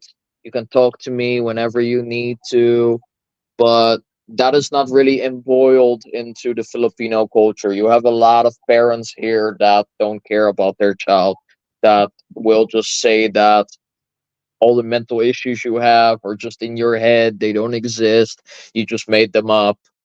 So there's a lot of things that, should be fixed, but it's hard. It's hard. Yeah, I mean, I think what's even kind of worse is like certain, parents, especially those type of, and not to parents or type of parents with an older foreign man and a younger Filipina. Mm-hmm. Okay, yeah, those are kind of the type of parents that I'm a little bit iffy with. I could see where it's all coming from. I've noticed that there are there are some kids, especially from those coming from an older Filipino or older foreign spouse and usually a younger Filipino woman. And oh dear, I it's almost kind of difficult to see how well they try to raise their kids. Yeah, but wait, okay, how much years apart do you mean between the father and the mother? I am not entirely sure. Maybe it's like almost to the point where the father almost feels like a grandfather, and at times almost like or almost like 10 years apart. I don't know. Oh, really? Because my parents were 20 years apart. Right. I didn't come out shitty. Mm, I had a that's true. phase where I was a lot like Bruce Wayne, where I would be like, "Yeah, spend my money," but that's about it. That's I true. got out of that phase in a really bad way, but I had to grow up fast because my dad was no longer around because he went to heaven. So Mm, that's true. you know, Yeah, I mean, I think it's also because one thing I've realized is that there are times that certain Filipino women would kind of marry older foreign men. Would you think it's sort of out of, sort of like a convenience thing, or like they want comfort? I don't know. Sometimes I can see that it is really love because I don't know. You cannot really say, you don't choose who you love. Sometimes it just happens. So, Uh-huh. that's why I don't know. I've had a lot of people come against me like, "Oh, you're this, you're that." And I'm like, as long as it's legal, age shouldn't really be like, "Oh my god, something really bad." Mm, yeah, I mean, even when I look back, even when I look back at the time I was in my teen years, it was just the fact that I've had some colleagues, former high school colleagues, blurt out saying that, "Oh, you asked this guy who I did not have any interest toward, let alone feelings towards, to prom," and I'm like, "What the hell?" Obviously, I think it was a sort of way to slight me, just because it was not like any other guy. But I was like, forget him. I was like, at that point in time, I stopped trying to please everybody, and I was like, they don't got what I want. Why should I care about them? Why should I even Right. go back to their good graces anyway? I Exactly. don't need them. They chose to do that shit to me because at the end of the day, I think it says more about them than it says about me as a person. Right. And it kind of does disgust me the more I think about it. But at the same time, you know what? It was sort of a training ground. These people who I called my former batchmates, some of these people, oh well, not my problem if you not my problem if you chose to do this shit with me. Not my problem at all.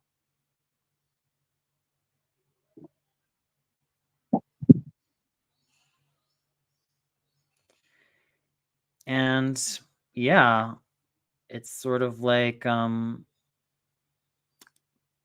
least there were still some true friends really who actually learned to, and we've also learned to appreciate each other warts and all, you know? Because I think that's what true friendship is really all about. It's supposed to be unconditional. And it's not supposed to be based on anything that is material, like, you know, wanting someone to buy you a whole bunch of food for retreat or whatnot. Yeah. I still haven't gotten over that. No, But, you you have know, not. nah. But you know what? It's also a reminder that you cannot afford to be conned. You cannot. True. I've grown, and I know that's also a me thing, but I've kind of grown less trusting of certain people these days. Understandable. Yeah. I can only consider myself trusting to those that I consider truly important and to those that I actually give a crap about, you know? I cannot have that mindset with my future career. So Hmm. Yeah, I know because with psychology, you're supposed to. There's a sort of openness that you need to have, right? yeah, but you know, I like when I'm not in my career, I do have that mindset. Like some people, they're just so draining that you know you can't really be around them as much anymore. And you Mm-hmm. know, I have learned the art of blocking and not giving a shit anymore about certain people. That's true. I was like, you know what? There are people who can just rain on my parade, but I'm like, it's your loss, hon. It's their loss. And it is what it is, you know.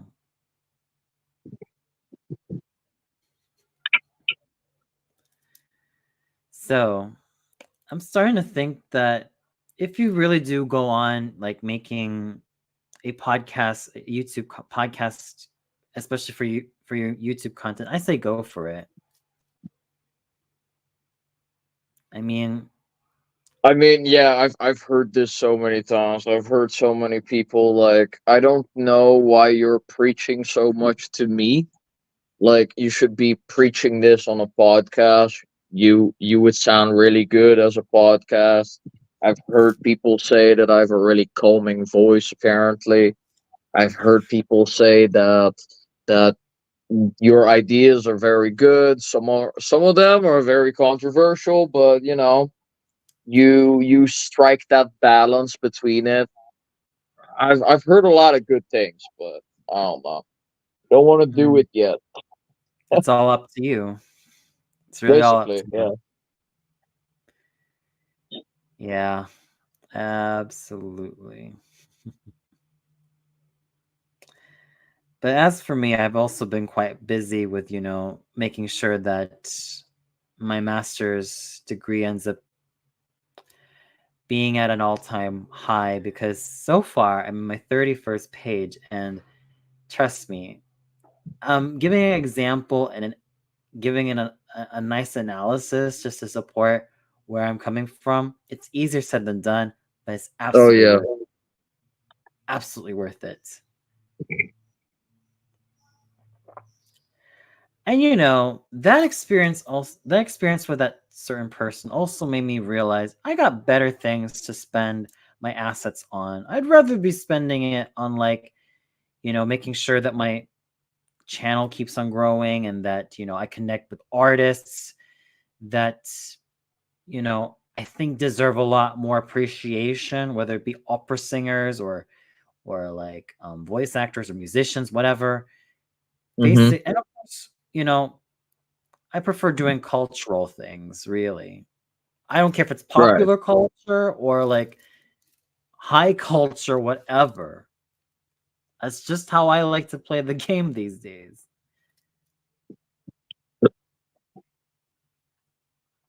What about you? Me? Yeah. I don't know. I think I dipped my toes in everything lately.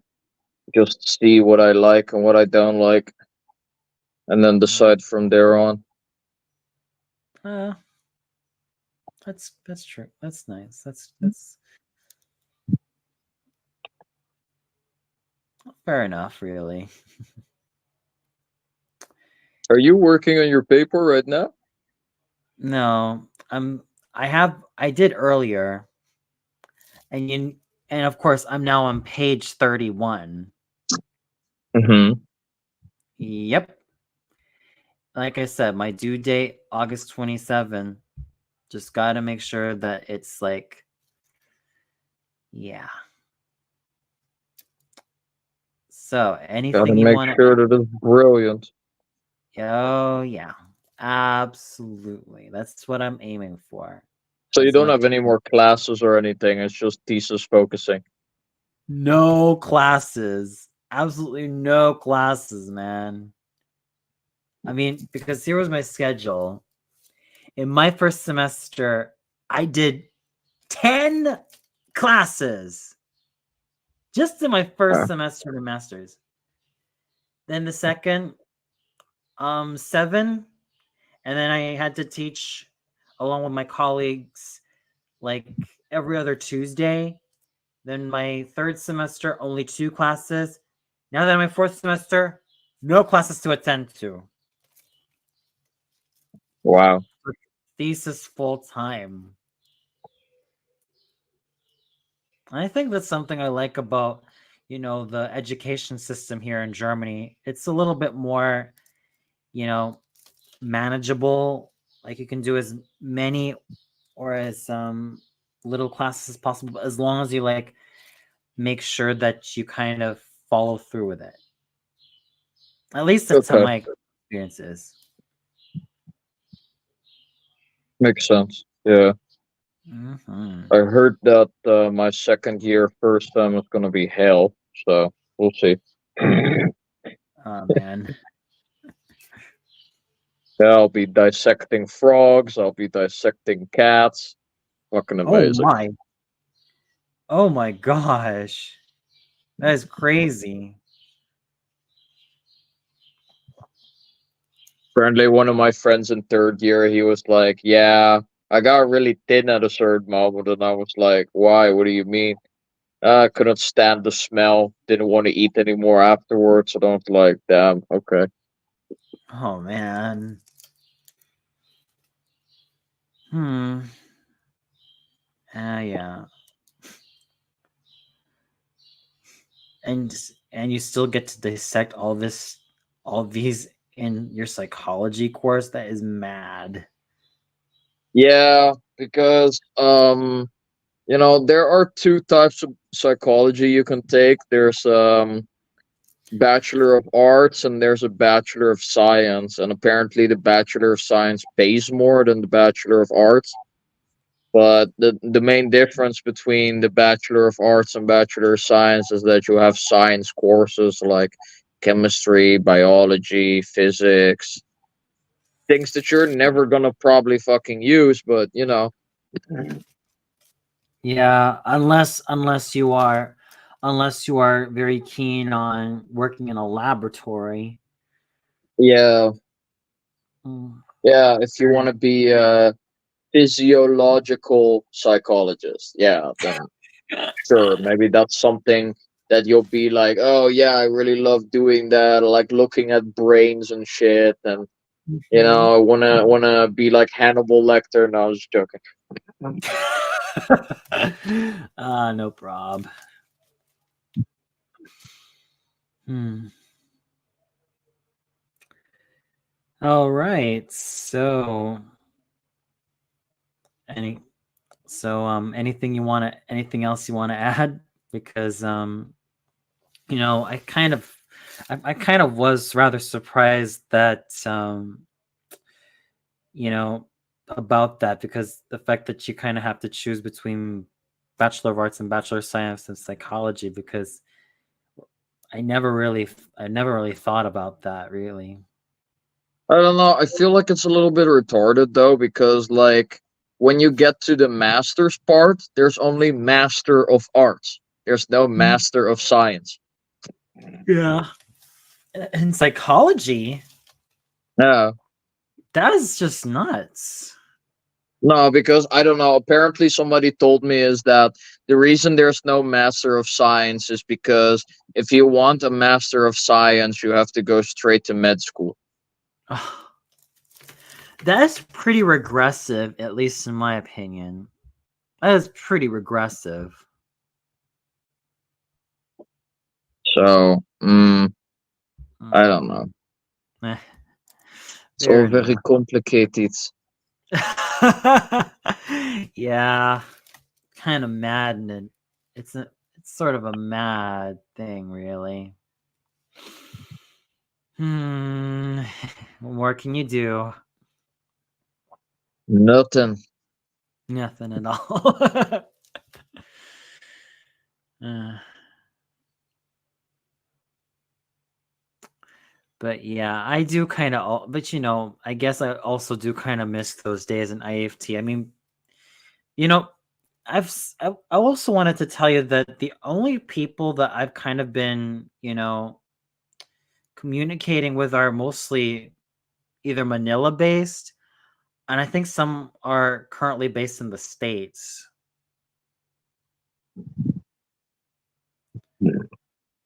Like I've only I know that gotten. Alex is in Amsterdam. Oh yeah. Oh yeah. I really do miss Alex. I He really do really too. did. Yeah, he really did help. I think he really did a great service to the both of us in terms of what we needed to do as actors. Right, he really did. Even though I'm not doing acting mostly a lot anymore. I mean, I still do it a lot in class, so I guess that's fine. Hmm. Yeah. But he definitely gave us the tools we really needed. And we you know, cannot afford to take those for granted at all. Right, exactly. I mean, especially when I think about it, I mean, I think it's also helped me become a lot more confident in my.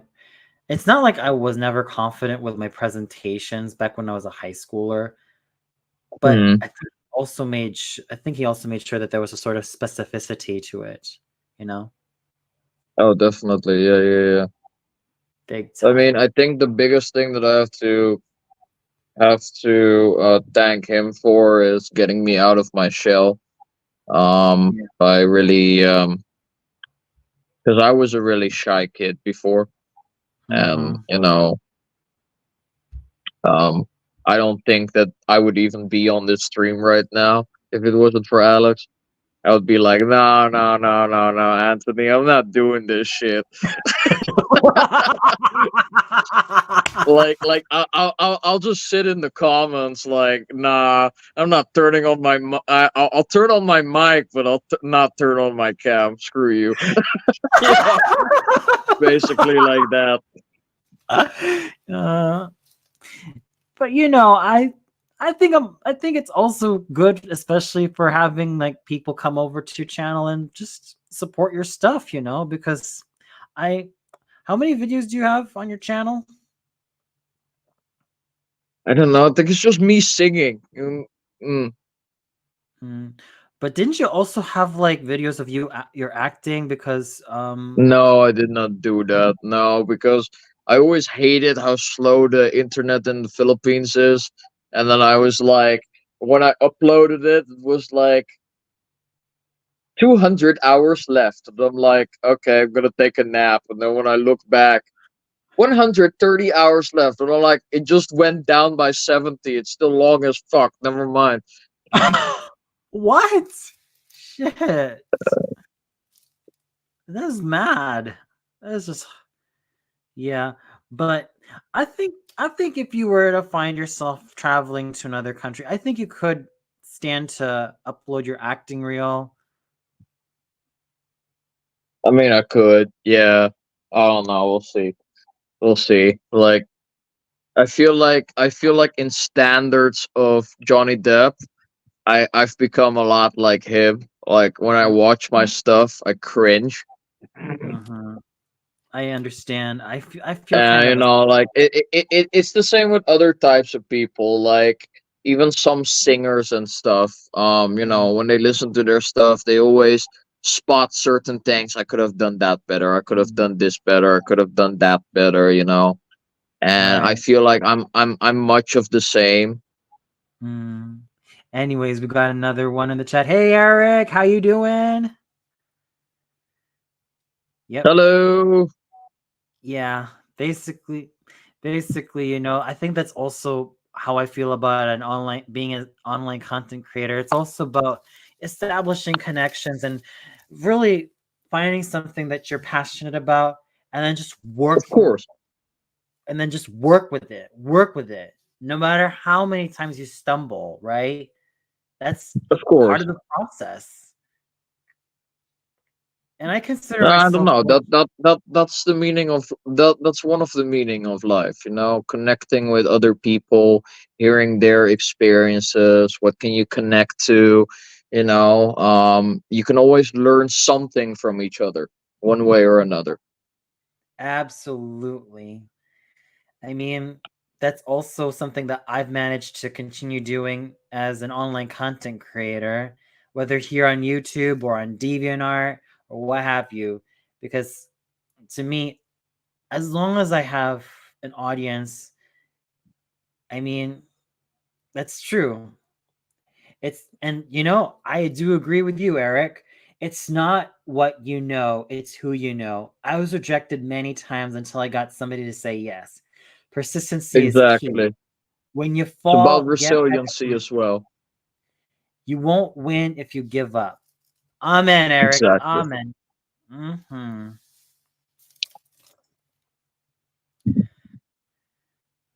So, would there be anything you want to tell or anything else you want to say? If you feel like you got a lot more to say, you could just like you're always welcome.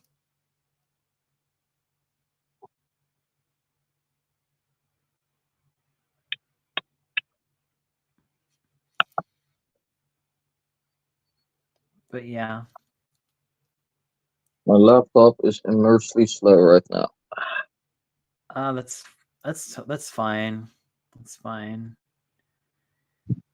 Ah, that's awesome, Eric.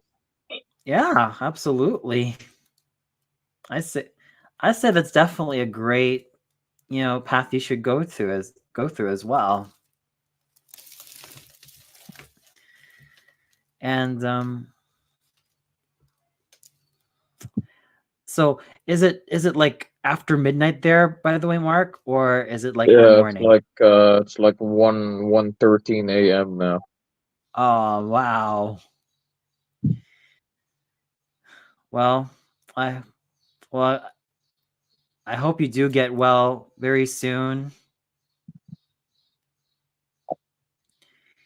Thanks, And man. I appreciate that. mm, and I think and I hope you also get some rest as well.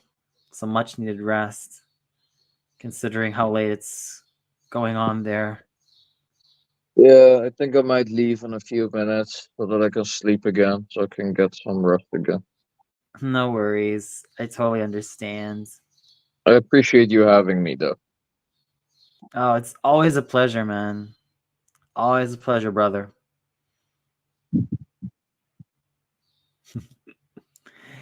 Anyway, so you're about to turn in?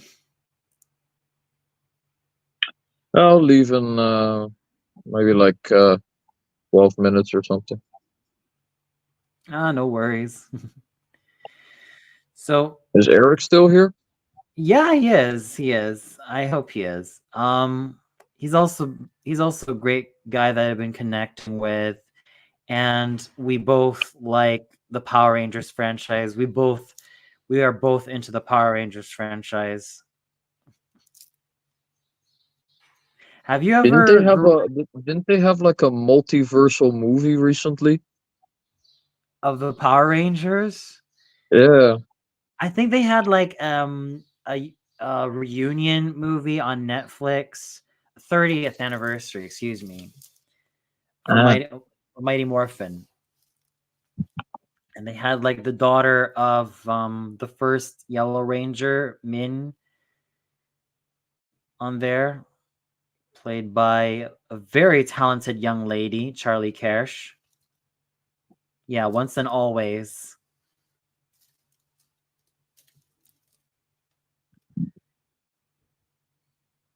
I will always like that one Power Rangers movie. I just don't know which one it was called. It was with all those purple aliens, Oh, you mean purple goo monsters. Mighty? You mean Mighty Morphin Power Rangers the movie? Yeah, oh my god, I watched that movie so many times. When I was a kid, I watched it so many times. I loved it. I don't know. I loved all the songs and everything. I don't know where that movie is now. Don't know. I could probably download it, but you know, I hope there's a physical copy. but in the Philippines we're like Pirates of the Caribbean, so you know. Yeah, I mean the best way you can acquire all this is like VCDs and DVDs. You kind of have to be very, you unless you go to like let's say a very particular store. And personally, I think I could see why Manila is a lot more cosmopolitan as well, because there's a lot more of a market for like physical media, genuine physical media. Right. Mm. And as for me, I've been catching up with Power Rangers series. Time Force is still my favorite, my number one favorite of all time, followed by In Space and Lost Galaxy. Oh no. Careful, Mark. Right. What I'm about already sick. you? Did you Hmm? catch any other Power Rangers series when you were younger? No, not really. I think I just watched that movie on repeat.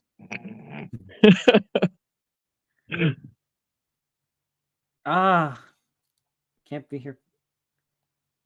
Oh, no worries. No worries, Mark. No worries, Eric. Always a pleasure.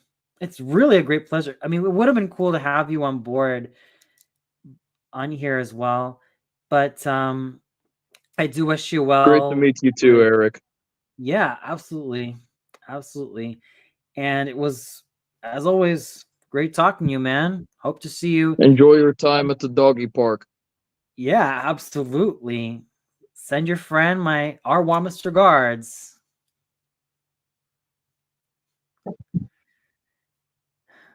Yeah. And there were some Power Rangers series that were on Cartoon Network of all places, like Wild Force, Ninja Storm, um, and Dino Thunder. And there were also some Power Rangers series that aired on Hero TV, like Power Rangers SPD. Hmm. Oh yeah. Is there still a Power Rangers playing right now, or has it all been canceled?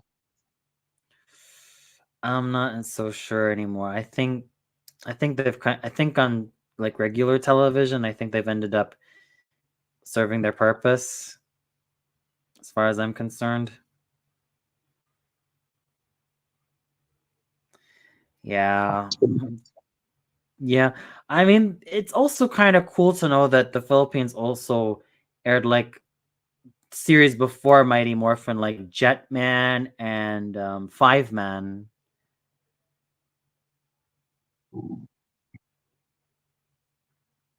Uh, so they're still doing stuff on Netflix, apparently, from what I'm seeing here.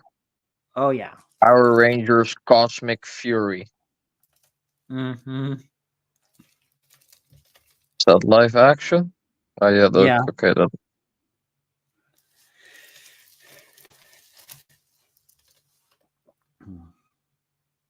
Uh-huh, Yeah. okay. But it says here that Hasbro has announced that Cosmic Fury will be the final season to be filmed in New Zealand. And then they Yeah. say that, Yeah. Because Power Ranger, the like after Wild Force, which was like the last American produced Power Rangers series, production moved to New Zealand, and it started off with Ninja Storm and it went on from there. oh, wait. And then it says here somewhere Cosmic Fury is planned to be the final season set within the Mighty Morphin Power Rangers with a franchise reboot set to launch in 2025. Hmm. Yeah, I mean, I don't really understand why on earth Mighty Morphin needs to be rebooted. It's just, uh, it just feels like you're beating a dead horse. It's just like beating a dead horse, You know, everybody loves rebooting shit nowadays. which is really sad, and it just kind of robs a sort of creativity. Like, look at Fresh True. Prince of Bel Air. It ended up being reimagined as Bel Air with characters now in the 21st century. Although I will give it this, I think it's also made certain characters like Hillary a lot more active in her field and less of the vapid Valley Girl stereotype than what she was in the original series. Right. Hmm. But I don't know if you, that new show that was shit, right? excuse me, you mean Bel Air? Yeah. Not necessarily. I mean, it has its moments, but I think when it comes to like anything that's Fresh Prince of Bel Air related, you can't go wrong with the original. Right. Go where the Can't go wrong with the original sitcom because it also had its serious moments. Like remember when Will's biological dad leaves and then Mm-hmm. Will completely breaks down and cries to Uncle Phil. Oh yeah. That was one of those moments that actually made us viewers take Fresh Prince of Bel Air a lot more seriously as a show. In fact, that is sort of like what my angle is with Fresh Prince. This master's thesis of mine, observing Black American fatherhood and how their Black American identity, their gender roles, and their socioeconomic status and their roles as fathers intersect. Right. Because when I think using my thesis, I kind of realized that Fresh Prince of Bel Air is just as much about fatherhood as it is about Will like finding his way in Bel Air, California with his relatives, as in wealthy Black relatives. Mm. And and the fathers, as I argued, really do play a huge role in Will's life growing up, whether it's Uncle Phil or Jeffrey or even his biological father, although he ended up leaving him again. Even Robert, Vi's boyfriend for one episode, and Marcus Stokes, who was Will's basketball rival. they all play a part in Will's, growth as a character. All right, they do. They do. Definitely. I'm sorry, Anthony. I'll be leaving It's because I want to fine. get It's some great rest having again. you on here. It's great having you on here. Thank you so much. I wish you a awesome stream or awesome stream ahead when you're No still worries. on. And take Yeah, care. definitely. Good night, bro. Good night, man. See you next time, Good bro. night. See ya. See ya.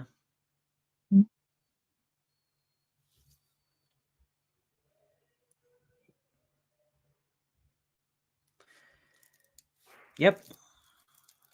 It's always a pleasure. It's definitely a pleasure to have Mark on board. He's been like a dear younger brother to me, and I really consider that to be an awesome um an awesome privilege and honor to be one of his dearest friends, and I am really happy for him. I'm very, very happy for him. I seriously wish him all the best with everything that he has to offer. Well, I might as well also be signing off as well. Well, for now, but I will also stream tomorrow evening, and I know that it's been quite interesting and really exciting to talk to LBT and Mark. Very awesome people to have on board and really, really cool people. Please do subscribe to their channels, and also please continue to show your support to them. And with that said, I'm going to be signing off right now, but I'll definitely stream again tomorrow evening. Well, then, I wish you all the best. Have a good evening. Have a good day. Have a good afternoon, wherever you are. And take great care of yourselves, everybody.